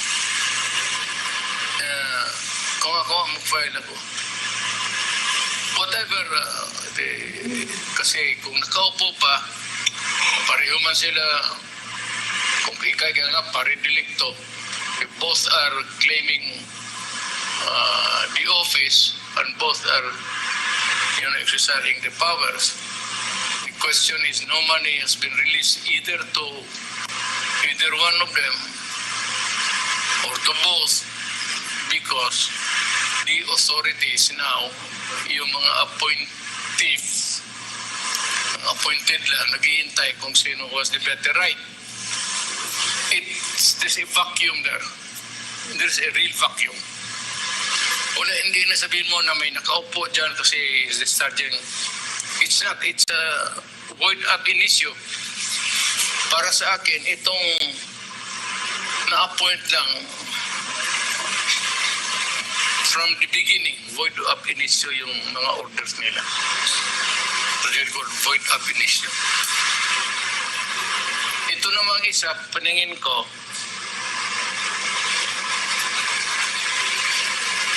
kung bright sila, Sal, kung bright sila, kung nakinig sila ngayon, kung bright kayo, kayong tinamaan na nandyan na ang pangalan mo na sa batas na as should be accessing the office of what? Kung bright kayo,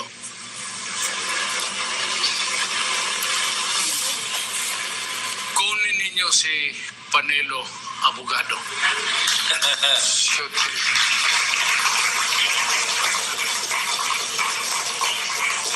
Palagay ko naman, Sal, pareho, hindi naman tayo pwede magbulahan, pareho tayo abogado. Pero mas bright ka lang, ako ordinaryo lang. Pareho man siguro ang stand natin. Patak siya na direct. How can you overcome a patas by a presidential appointment? You know that, maski first year student ng law would tell you that the law should prevail. Palagi ko pareho ang kunin, kaya pag kinuha ka ng pinig sila, kinuha ka ng abogado, kunin mo na, panalo ka na. Pero Pangulo, kaya ako naman tinatanong yan sapagkat I'm thinking na hindi na kailangan silang pumunta sa hukuman. Sapagkat narinig ko po si Ginoong Makakuha sa video publicly, nagsasalita siya. Kinikwento niya kung paano siya na-appoint. At sinasabi niya na sa totoo lang, ayaw niya nga. Katunayan, sinabi niya raw kay Secretary Anton at kay Secretary Galvez na kung i-appoint niyo ako, siguraduhin niyo lang na wala tayong nilalabag na batas.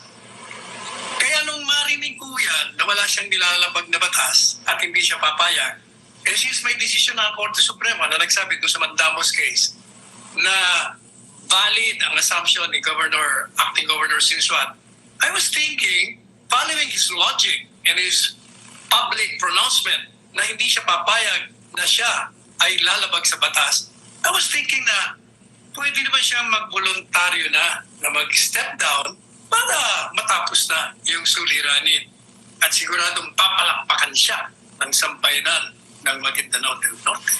Well, one of the motives maybe to resist that yung sense of fairness niya, whatever, is baka ayaw niya mapahiya ang presidente. The better practice is just go to court. Itong kasi maski na gusto ng kabila yung na-appointed sa bylaw, ginusto mo nilang mag-govern effectively, actually. How can you do that when you don't have the money? Saan ka magbayad ng sildo mo, treasurer mo, auditor mo, mga empleyado mo, police mo? So, you have to go to law. You have to ask the Supreme Court to place you there. Kasi kung sabihin naman ng korte, nasa batas kayo yung sabihin mo sa korte, pag lumaban, Mr. President, i-appoint ito ng presidente. Sino ang kakampihan ng police pati sundalo? Di yung appointee ng president. Paano kami? Victory ito. Kaya we are here for a redress of grievance and ask you to place us in the light of a conflicting legal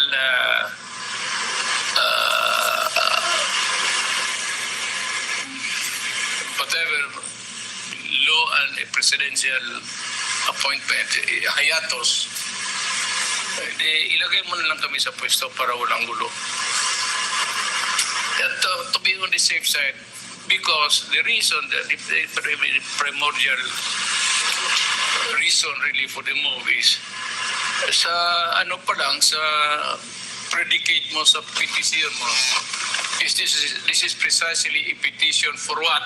Anong klaseng, however you call it, to avoid or prevent trouble. Then they can voice the... Pero kung magsabi na yung sa kabila na ready naman silang giveaway kasi alam nila na magbigyan lang sila. On that score, magsabi na lang yung na-appoint sa may batas, we are assuming the powers of the office. We will function as the rightful officers of government. Para maiwasan yan the reason for a judicial action is really to prevent trouble. Magkaganon, magpatayan yan Ganon yan. Thank you po, Mr. Salamat kayo na. Tony. Thank you po, Attorney Sal. Ang susunod naman pong magtatanong ay si Direk Peter Serrano. Good evening po, Direk. Magandang gabi po, Pastor. Maraming salamat po sa pagkakataon at magandang gabi po, Mayor. Ako po si Peter Serrano ng Pilipinas Muna. Mayor, napakatalamak na po muli ng nakawan sa ating gobyerno at kalimitan po yung mga politikong may kapabilidad na mas makapagnakaw ng mas malaki dahil po sila ang may pera, sila po ang mas nakakapagdikta sistema, kumbaga. Pero sabi po sa ating konstitusyon, Mayor, tama po ba ako that sovereignty resides in the people? Ano po ba ang ibig sabihin nun, Mayor? At ano po ba ang magagawa namin ng mga ordinaryong mamamayan upang masawata or we get rid ourselves of this kind of political system we have at the moment, Mayor? Matagal naman ito, actually. Long time in coming. Advice, the voice of the people and everything in the past had come to pass. Alam mo talaga, you need to change the rules. When I say rules, it could be the constitution itself or the law. Yeah. Make it hard for people to get hold of money or no elected or appointed positions, persons in the position can never hold the money. Diretso yan sa kung sinong babayaran, ang babayaran A to Z, huwag nang dumaan ng ABC, A to Z, diretso na. In public, documented. Ganun lang. And kung gusto mo, madali lang no, may TV4 ba yung atin? Well, I'm not sure. This is the payment for what? Ganun. Bidding ganun. Open. In public. Wala na yung seed yung ganun. Tapos pabuksan ng sekreto at silip na kung sino yung highest bidder. Wala na, parang kanina auction. O ikaw, yung bridge dyan sa magkano? Ikaw, A company, ikaw B, magkano? Diretso na. Wala na yung tago-tago. Ito yung specification. Itong building na ito, kailangan may A, B, C, D, E, F. Yan ang bridge. Pag nagawa mo yan, bridge na yan. O sino magagawa nito? Ikaw, magkano ikaw? Diretso na. So niya ikaw. Sige, ikaw ha. Gawa ito mo lahat. Gawain mo ito lahat. Tapos, may band man yan, di ba? Di ba may band yan, performance band? So, impergoin mo kung hindi niya matapos, then kunin mo yung band, forfeit mo. Ganun lang. Para make it transparent as ever. Kasi dyan nagkakano yung mga seal beads, yung mga ganon. Dyan nakakandaloko yan. Diyan ang bulungan. Pero kung diretsahan, ako yung kontraktor, ako yung tigas. Kung dito sa Davao, ako yung may maraming traktor. Sabi ko, pagsabi siya, wala ka mang traktor. Jeep na yung isang bilog lang. Ako, may 5 traktor ako. O sino sa akin, makalamang sa akin ang 6 na traktor. Pero sabihin ka agad nung isa, ako, may 3 ako, kaya yung iyong 4, sira lahat yan. Under repair pa.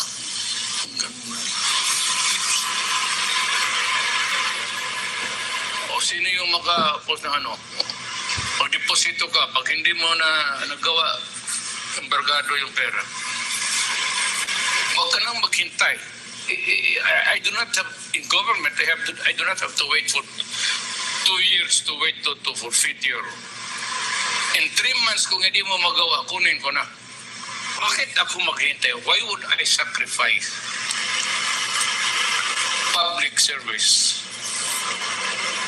when it is your duty and it is your mandate, it's their obligation to obey. Yes. Ganun lang. Pero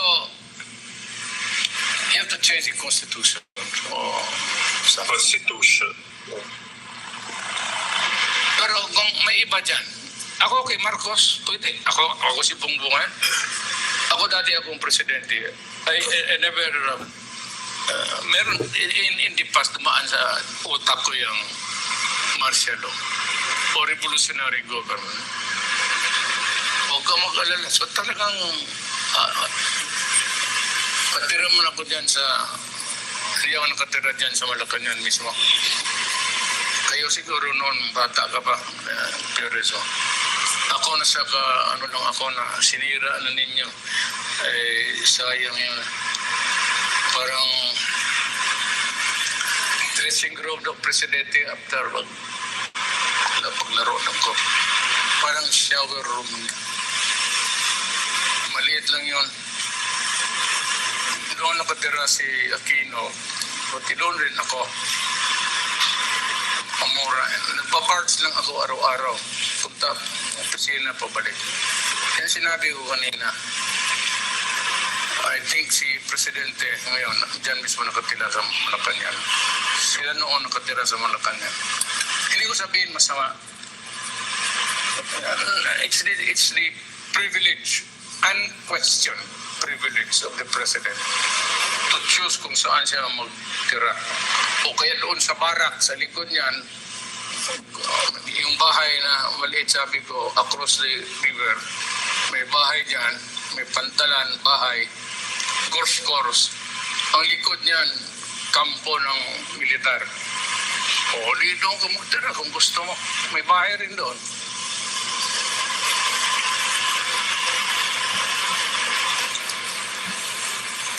Direct Peter, okay na? Maraming salamat po, Mayor, at susuporta po kami sa panawagan ninyo ng demand for audit. Maraming salamat po, Mayor. Pera natin yan. Money is money. It's not your money, not my money, the people's money. So the people is entitled to know saan nagpunta ang pera. Siya may-ari. Salamat po, Pastor. Mayor, thank you po, Pastor. Thank you rin po at Direct Peter Serrano. Samantalang susunod po ay si Jeffrey K. Eric Celis. Magandang gabi po. Hi, magandang gabi po, President Duterte, sir, and kay Pastor. Maraming salamat for the opportunity na makahalubilo po kayo sa napakagandang pambansang talakayan ng mga mamamayang Pilipino dito sa programang Gikan sa Masa para sa Masa. Namimiss po talaga kayo ng mamamayang Pilipino, President Duterte, sir. Ang una ko pong tanong kung papayagan po ninyo, sir, in my experience and direct personal knowledge and direct participation po sa CPP, NPA, NDF for 21 years, ako na po mismo kasama ng mga kasamahan kong nagbalik loob sa panahon po ninyo na kayo'y Pangulo ang nagkukumpirma na hindi po kayo nagkakamali for deliberately and categorically identifying itong mga urban operatives ng CPP, NPA, and they pretending to be legal components only, but actually they are part of the entire operational spectrum ng CPP, NPA, and nanay paliwanag mo ng mabuti.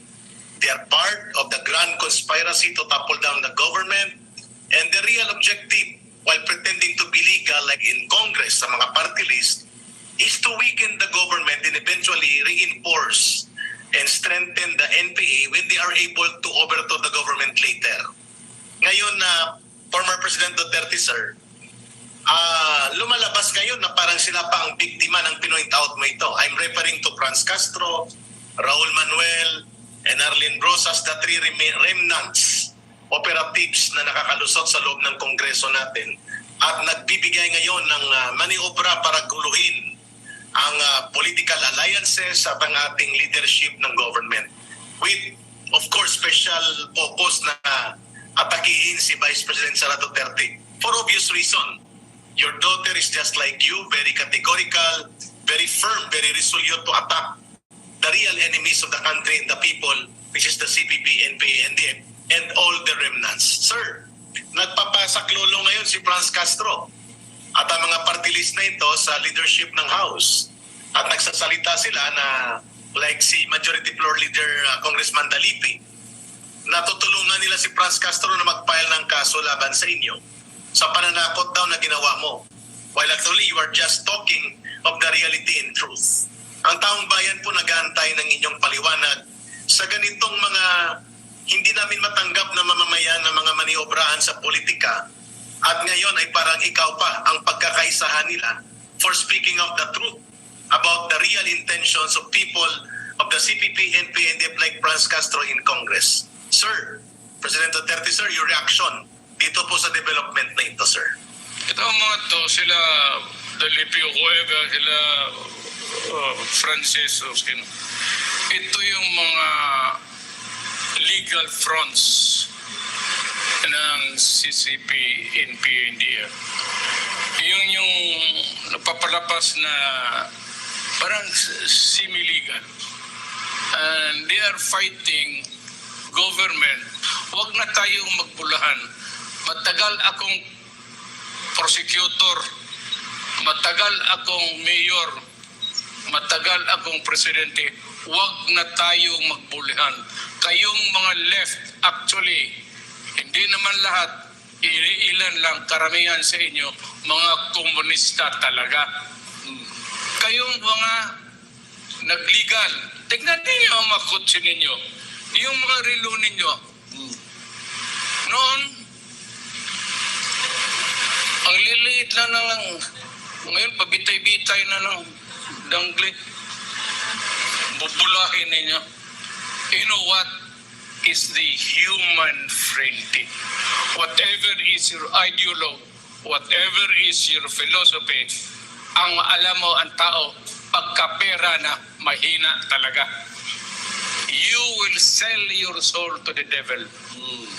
Yes, Mr. President, napakalinaw po ng inyong naging paglalahad. Ito po ay conspiracy, pakikipagsabwatan nila, and they're using the government to destroy our own government. Tama po kayo, we agree to that. Yun po talagang prinsipyo namin nang nandun pa ko at binulgar mo ito at ni Vice President Sara Duterte. Sir, ang follow-up ko lang po na tanong, Mr. President, in behalf ng mga kasamahan ko. You were very successful nang binuo po ninyo ang National Task Force to End Local Communist Armed Conflict. And nobody would ever forget ng marginal note mo upon report ng iyong mga top leaders, ng mga commanders ng armed forces, before mo pirmahan, nilagay mo doon ang salita, dalawang words, good governance. That is everything that the government must do para tapusin itong salot ng CPP, NPA, NDF. Tama po kayo, sir, hindi kayo nagkamali. Proven, true enough. 4 years na ipinatupad po ninyo ang National Task Force to End Local Communist Armed Conflict na puruhan ng tudo ang armadong kapabilidad ng NPA at terorismo, and many regions like Davao, never imagine namin na mawawala ang salot na ito.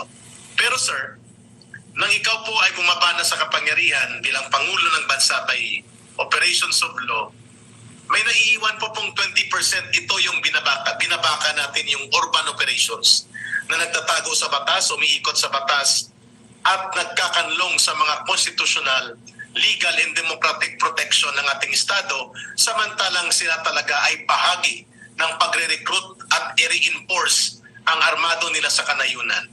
How would you advise, Mr. President, if ever would you like to do, sa kasalukuyang panahon po ni Pangulong Bongbong Marcos Jr., paano tapusin itong naiwang 20% ng kanilang survival sa patuloy na pag-destroy sa ating bansa through their urban operations na patuloy din po ninyong nilalabanan even in your capacity now as a private citizen, Rodrigo Duterte. Mr. President, that's my final question to you, and maraming salamat. Ilan lang yan, mananalo, kasi yung mga party list, ilan lang ang buto. Hindi naman kung magtakbo ng congressman yung buong Davao City. Mga party list lang yan, kung makagarner sila ng doon na sila sa kongreso. Automatic yan. And you can easily recruit, lalo na itong mga bata. Mga anak, talaga, huwag kayong makinig dyan sa mga komunista yan. Sisirain ang bayan natin yan. Pati magpatayan lang tayo kasi walang gawin yung pag nanalo, gusto lahat patayin yung kalaban nila. Yun ang totoo ng komunista. Huwag kayong magtakot dyan sa mga sumunod kayo sa batas, mas mabuti pa kayo mga magsundalo na lang kayo at habulin dito yan. Kaya pag nagbalik itong if there is an opportunity ever na we can have a constitutional revision, tanggalin natin yung party list and you outlaw the Communist Party of the Philippines.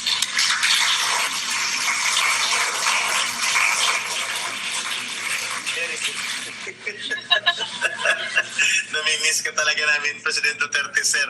The way you deliver the message. Pastor, sir, 1 minute rejoinder before po sa sinabi ni Pangulong Duterte. Sir, tama po kayo. In 10 months' time, I am holding a report right now from Negros Island. 23 civilians pong pinatay ng NPA.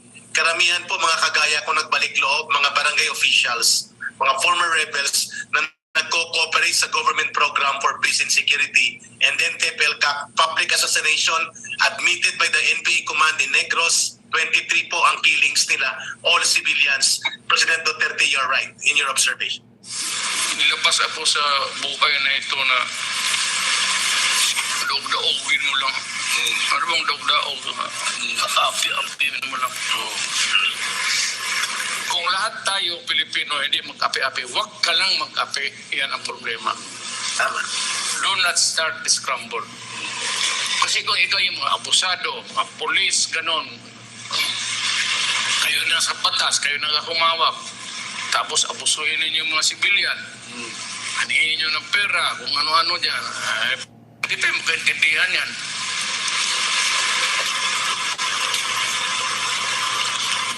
Salamat po, Mayor. Ay, ma'am, Thank you. Maraming salamat, President Duterte, sir. Thank you so much, Pastor. Mabuhay po kayo at kayo po inspirasyon ng taong bayan hanggang ngayon at kami ding mga dating rebelde. Maraming salamat muli, Thank you, Pastor and former President. Thank you. Salamat po ka, Eric. Ang susunod naman pong magtatanong ay si Margot Gonzales. Magandang umaga, Margot. Hi, Mayor and Pastor. Good morning po. Kanina po ay nag-kick off na po yung campaign period para dito sa barangay and SK elections or itong BSKE 2023. At nakita po natin kanina na yung mga BSKE candidates, particular po doon sa lungsod ng Manila, ay may mga kanya-kanyang mga diskarte, mga gimmick para po dito sa kanilang pangangampanya, para po sa kanilang mga paniligaw sa mga botante. Ngayon po, Mayor, Pastor, ano po ang maipapayo nyo sa ating mga BSK candidates? Ano po yung sa tingin nyo dapat maging top priority nila once sila po ay maupo sa kanilang mga barangay? Kasi po yung sinasabi ng iba, dapat daw po nilang matutukan unang-una itong hindi dapat daw po makapasok yung illegal drugs sa kanilang mga barangay. Thank you po. Well, on national security is very important. Without national security, we will not survive as a nation. Pag nandiyan na kayo, try to, yung mga bata na hindi ma-influence ng mga komunista na ito, na mahila nila. Hilaan. Yung lalo na yung mga bright. Yun ang gusto nila eh. Kita mo lahat ng mga literato ng mga komunista. May mga sila siso, puro mga bright sa UP yan. Ganhori. Yun ang ano ninyo. Pero you try to safeguard. It's not because na itong gobyerno na itong mali na gusto mo lang sirain ang lahat. Kung wala ka man lang ipagpalit, kung komunista ka, huwag na lang.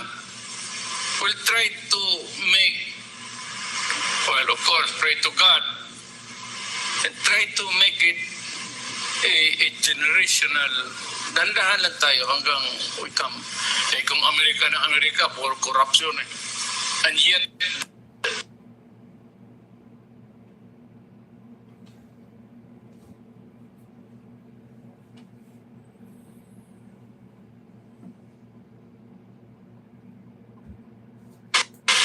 we're just a nation of young.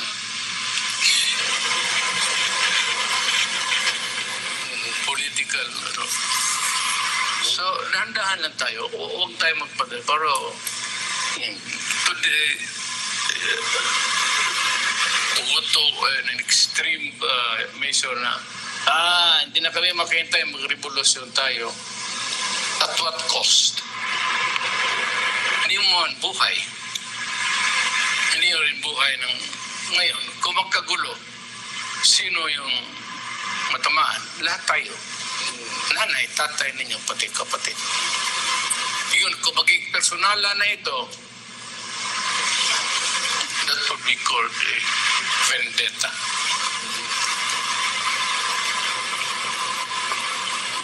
Thank you, Margot.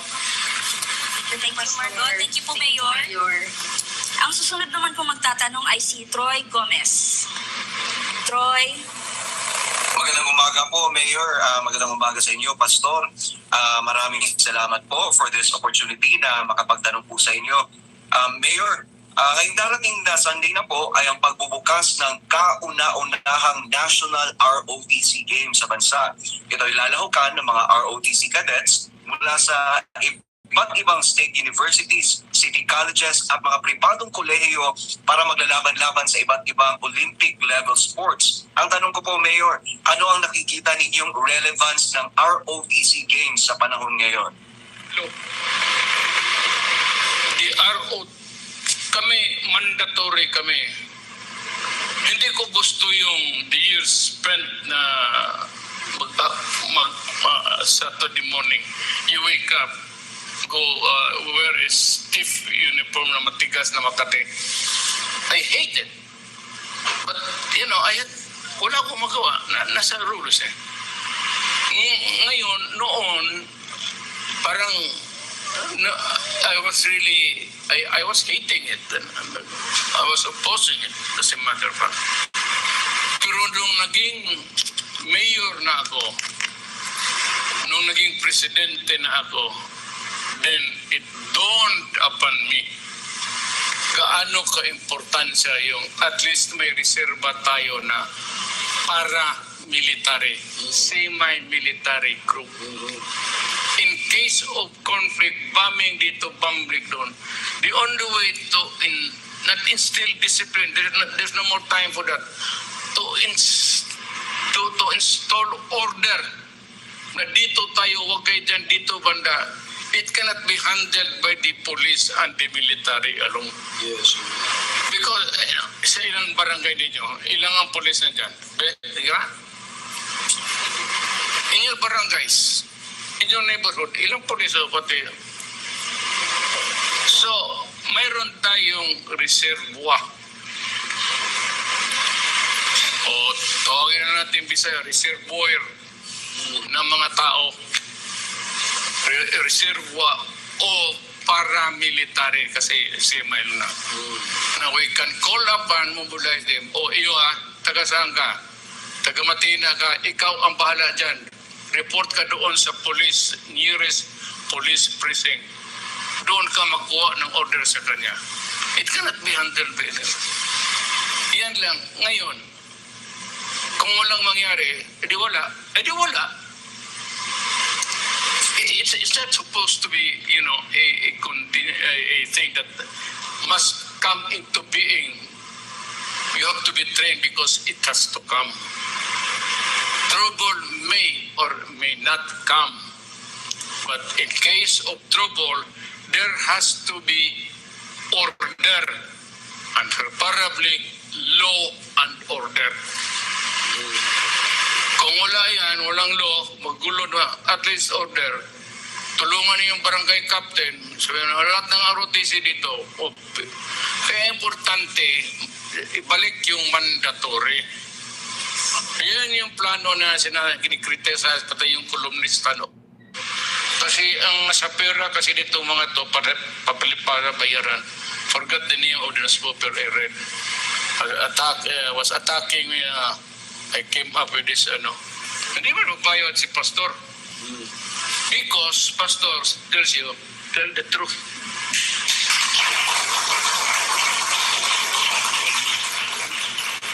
When it is good for us, or whether it will result in just tell the truth. Yung bahala na. Kaya yung itong mga kolumnista na sulat-sulat, bayan ka rin, alam ko, Adri, bayan ka rin. Hindi ka mabubuhay kung hindi ka And when she has not done wrong, Yes. why should not I come to rescue to her?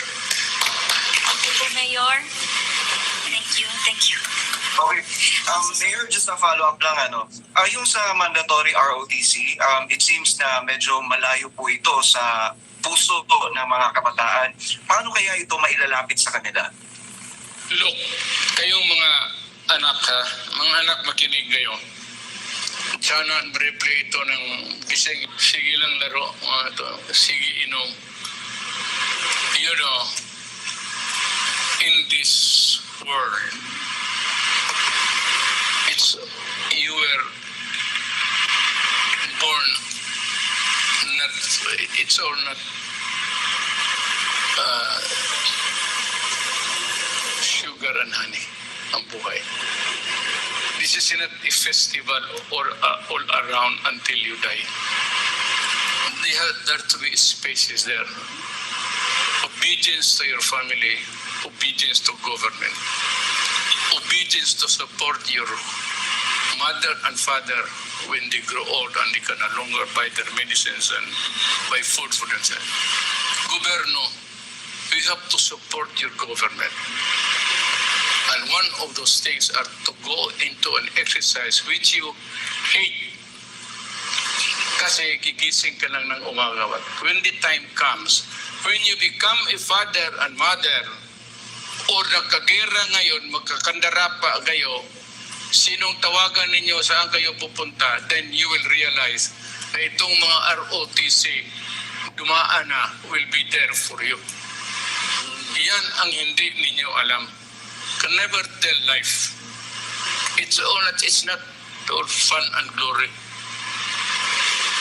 It is there. Maybe it will come. I said maybe it will not.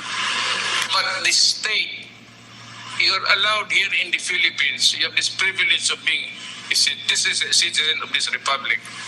But you have to do your duty. A part of that duty is to keep up the preparedness of this nation in case of trouble. Total, kung hindi naman dating, ano ba naman yan, 2 taon?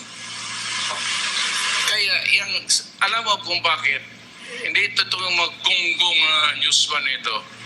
Alam mo kung bakit si Inday is really fighting for it? She's a colonel. Coronel yan sa reserve. Ang ranggo niyan, Colonel. Baka hindi ninyo alam. Kaya hindi nila nakuha yung dynamics sa utak ni Inday. Ano naman yung intelligence fund? Nakawin ni Inday? Hindi na kailangan. Mahisin ng 25 million, bigyan ko siya. Wala ang pera. Mag-contribute ng kay pastor. I can ask pastor. Now, in public. Sabi ko, pastor, hirap si Inday. Pwede mo akong bigyan pera, bigyan sa kanya.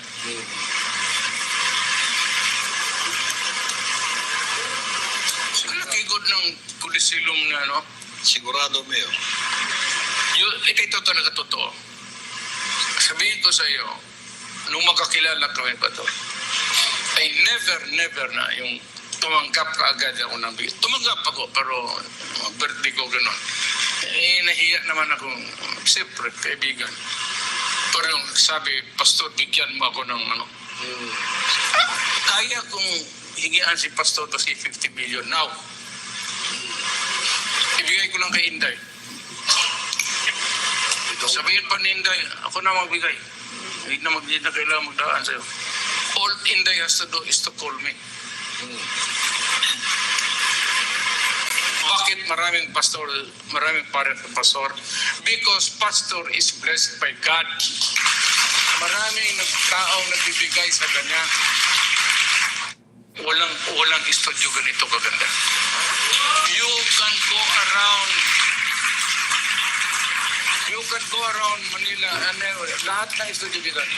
Paghanap kayo kasi ang ganda ng studio nito. Tingnan niyo. Maraming salamat po, Mayor, sa inyo pong binigay na kasagutan. Salamat po, Mayor. Salamat, Troy. At ang susunod po yung pinakahuli magtatanong para po sa episode natin ngayong gabi. At ang magtatanong po ay si Paul Montepon.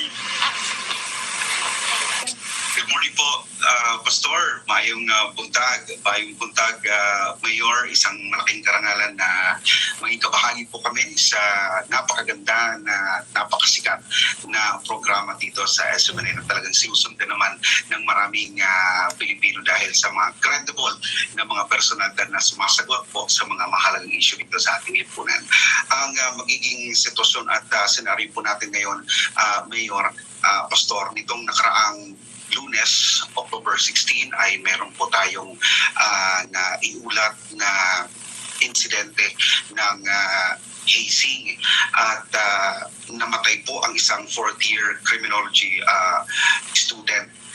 The fact, Mayor, Pastor, na meron po tayong existing law na anti-hazing law at ang pagkakaalam ko po, Mayor, June 29, 2018, under your term ay mas pinabigat niyo pa ang penalty sa anti-hazing law na may reclusion perpetua at 3 million pesos na multa.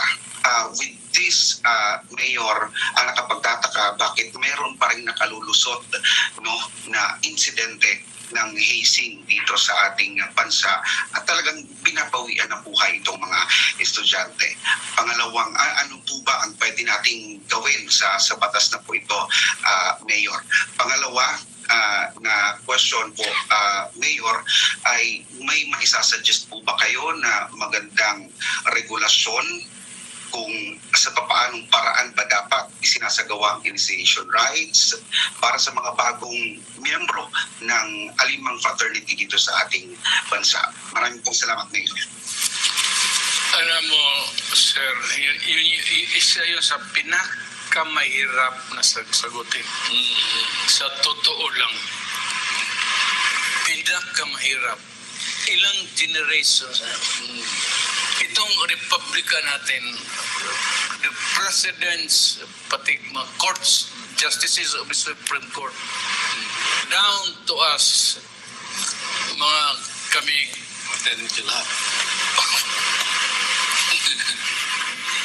despite or in spite of the dire warnings, yung dumaan na, yung nakita namin namatay, nabugbog, nandiyan pa rin yun. Bakit hindi maghinto?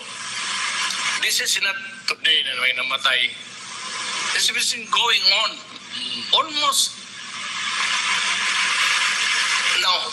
Kasi pinakamahirap, pati ako,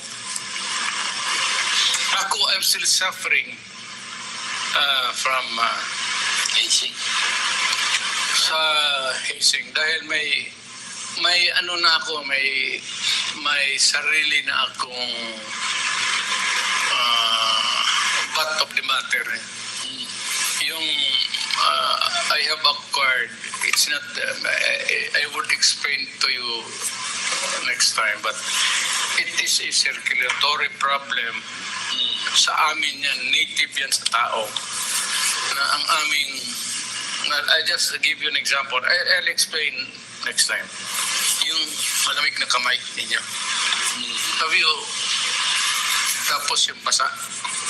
Yes, This has something to do with that circulatory problem.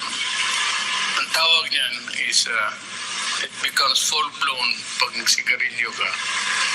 Because ang circulation is dilation ng blood vessels or mag-restrict. Ang galit ang tao, kita mo mamula. So galit na galit si pastor, talagang pulang-pula. Pero tapos mo si Ingrid, may nakita siyang parang wakwak na muti. Mag-shrink yung wala yung blood. Yan. ako meron yan. It's called Berger's disease.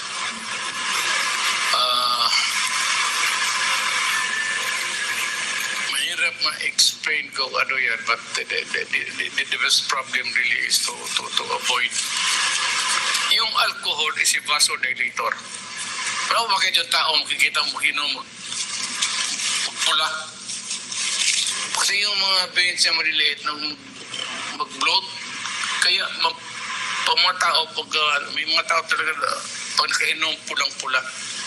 It's the dilation of the blood vessels.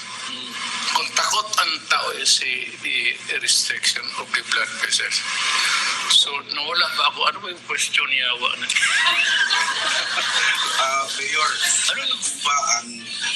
ano po ba ang pwedeng gawin doon sa batas dahil nga doon sa anti-hazing law? Dahil nga existent yon, pero existing yon, pero meron pa rin nakakalusot ng mga eskwelahan, fraternity, at nagkukos nga ng loss of lives sa mga estudyante ho natin. Ako, for circulation ko, it took me, I had to go home and be hospitalized for 3 weeks dito. Right after the mabuti na lang, tinaon nila na bakasyon. Yung batch namin na pumasok ako sa law school. I don't know why. I cannot answer the question really, yung an exact answer. Kaya pati ako, alam ko man, masakit na walang kakwenta-kwenta. Kaya, nung pumasok ako, dahil may gusto silang ipagawa, yung master, and you fight ka lang. So sige, mag-lips to lips kayo.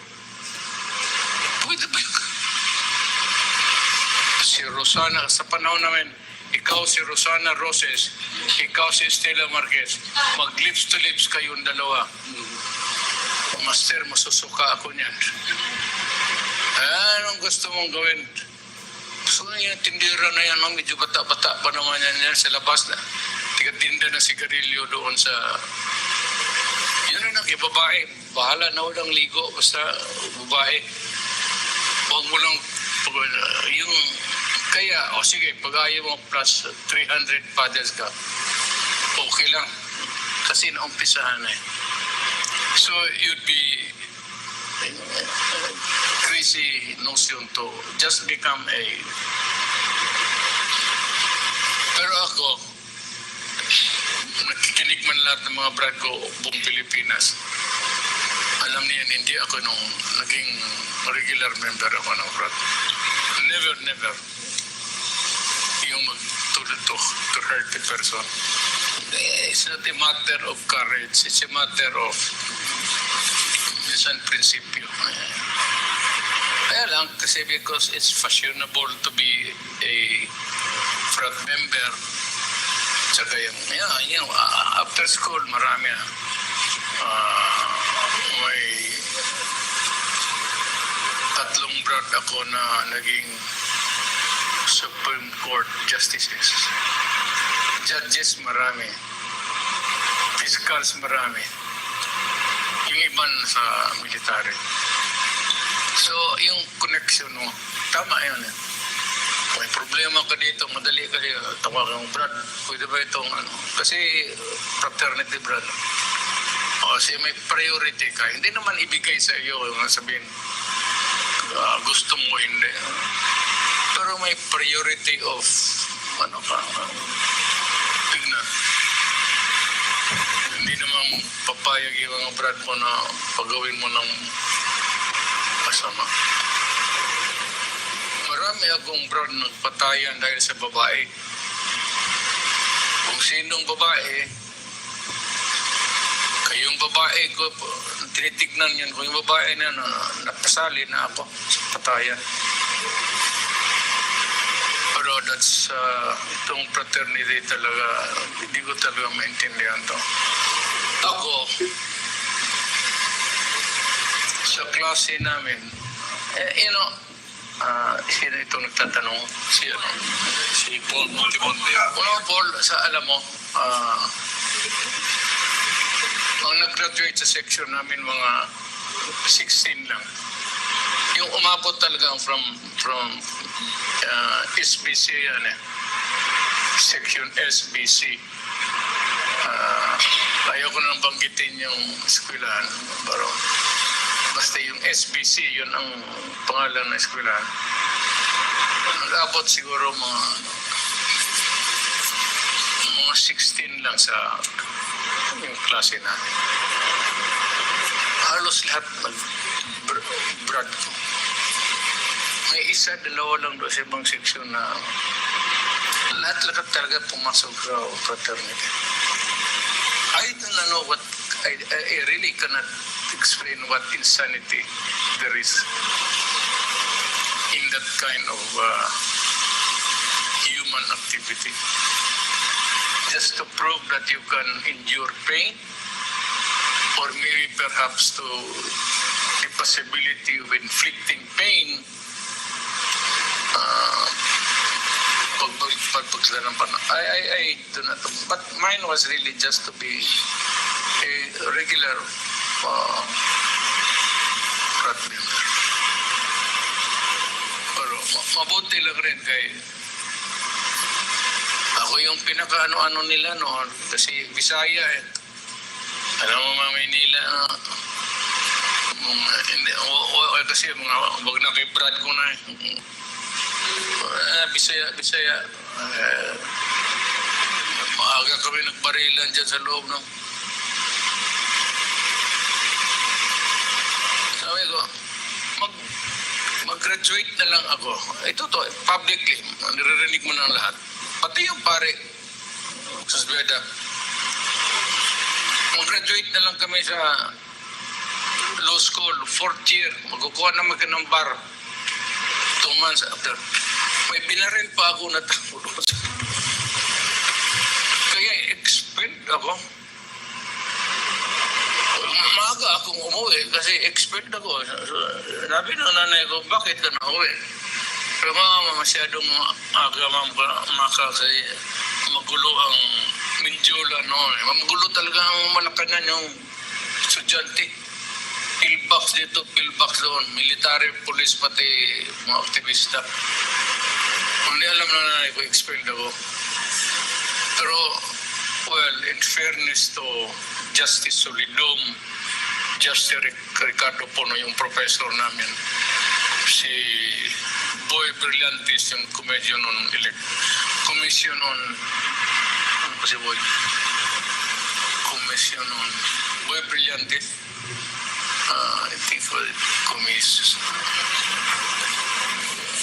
Pati yung mga professor namin, sila yung faculty decided to pero yung mga mga justices, pinatawad nila ako. Sabi niya, kasi sabi ni Justice Solido, where will this boy go to after studying for 4 years? Saan ito pupunta? Kaya pinatawad ako and with the backing of the faculty yung mga ito silang matatanda na sila Ricardo Puno hindi yan mga UP yan sila kasi wala pa naman San Beda bata pa yung San Beda 52 lang yan 1950 nakakuha ako ng bar pumasa naman ako sa awa ng Diyos. Kaya pero sabi ko sa nanay ko na pinauwi na kami kay magulo ang Mindiola. So one time, itong faculty member ng San Beda, mga teachers, parang immersion, nag-ikot dito, punta ng Cagayan, pumunta dyan sa Church of Transfiguration, Bukidnon. It's run by the monks of Benedictines. You should go there and hear them sing. Ang kaling kumanta niyan. And they do it I think 4 o'clock or 5 o'clock. At parang halos doon. Magkanta yan sila, pati umaga. Ang husay ng kumanta ng Benedictine. Pinatawag din ako ng pare, kaya ako kumakakuha ng bar pumasa. That's the sad story of my life. So, ano na, masagot ko ba yung ano? Yes, Mayor. Thank you. Salamat po, Mayor. Thank you, Paul. At yun na po ang pinakahuli nating katanungan. Mayor, on a lighter note po, nauuso po kasi itong yearbook photo lab kung saan po yung pictures po ng mga gumagamit ito ay pinapaganda, pinapabata o pinapagwapo. Mayor, nakakita po kami ng version yun ito. Nung bata-bata pa si Mayor. Opo. Marami hindi nakalam Opo. na para pala siyang matini idol. Ay, ginawa ninyo yan, oh.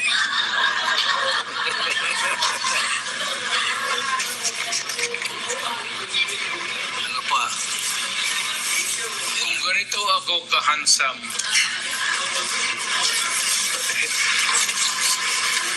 naging pare na ako. Ayan. Well, ako, kung ano lang binigyan ng Diyos sa akin, yun lang.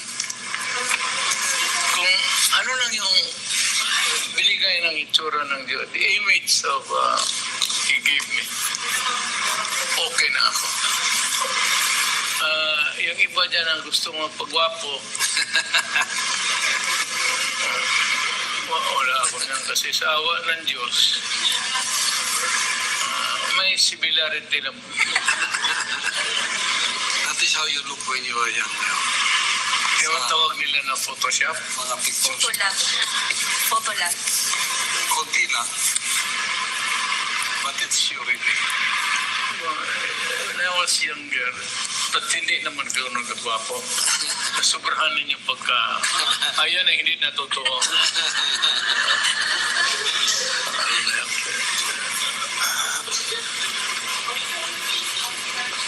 Sabagay, noon kasi padala, yung magligaw ka ng babae.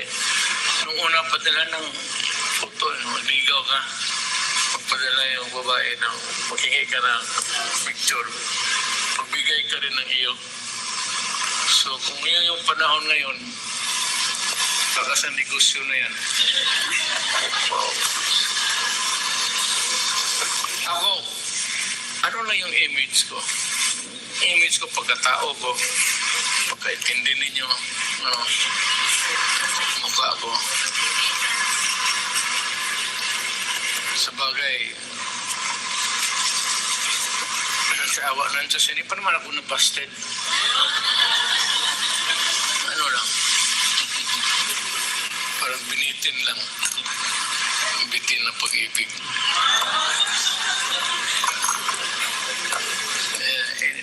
Anything else? Yeah, thank you. Pastor, Mayor, maraming salamat po sa oras, sa panahon po na inyo ibinigay para sa episode po ito ng Gikan sa Masa para sa Masa. Baka meron po tayong mensahe para po sa episode na ito ngayong araw. Next time we will take off from where we left off the other night.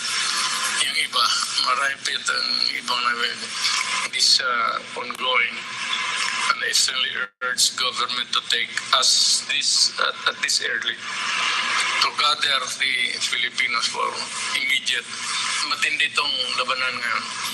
So ito one important message that I should have given earlier. Government to take immediate action.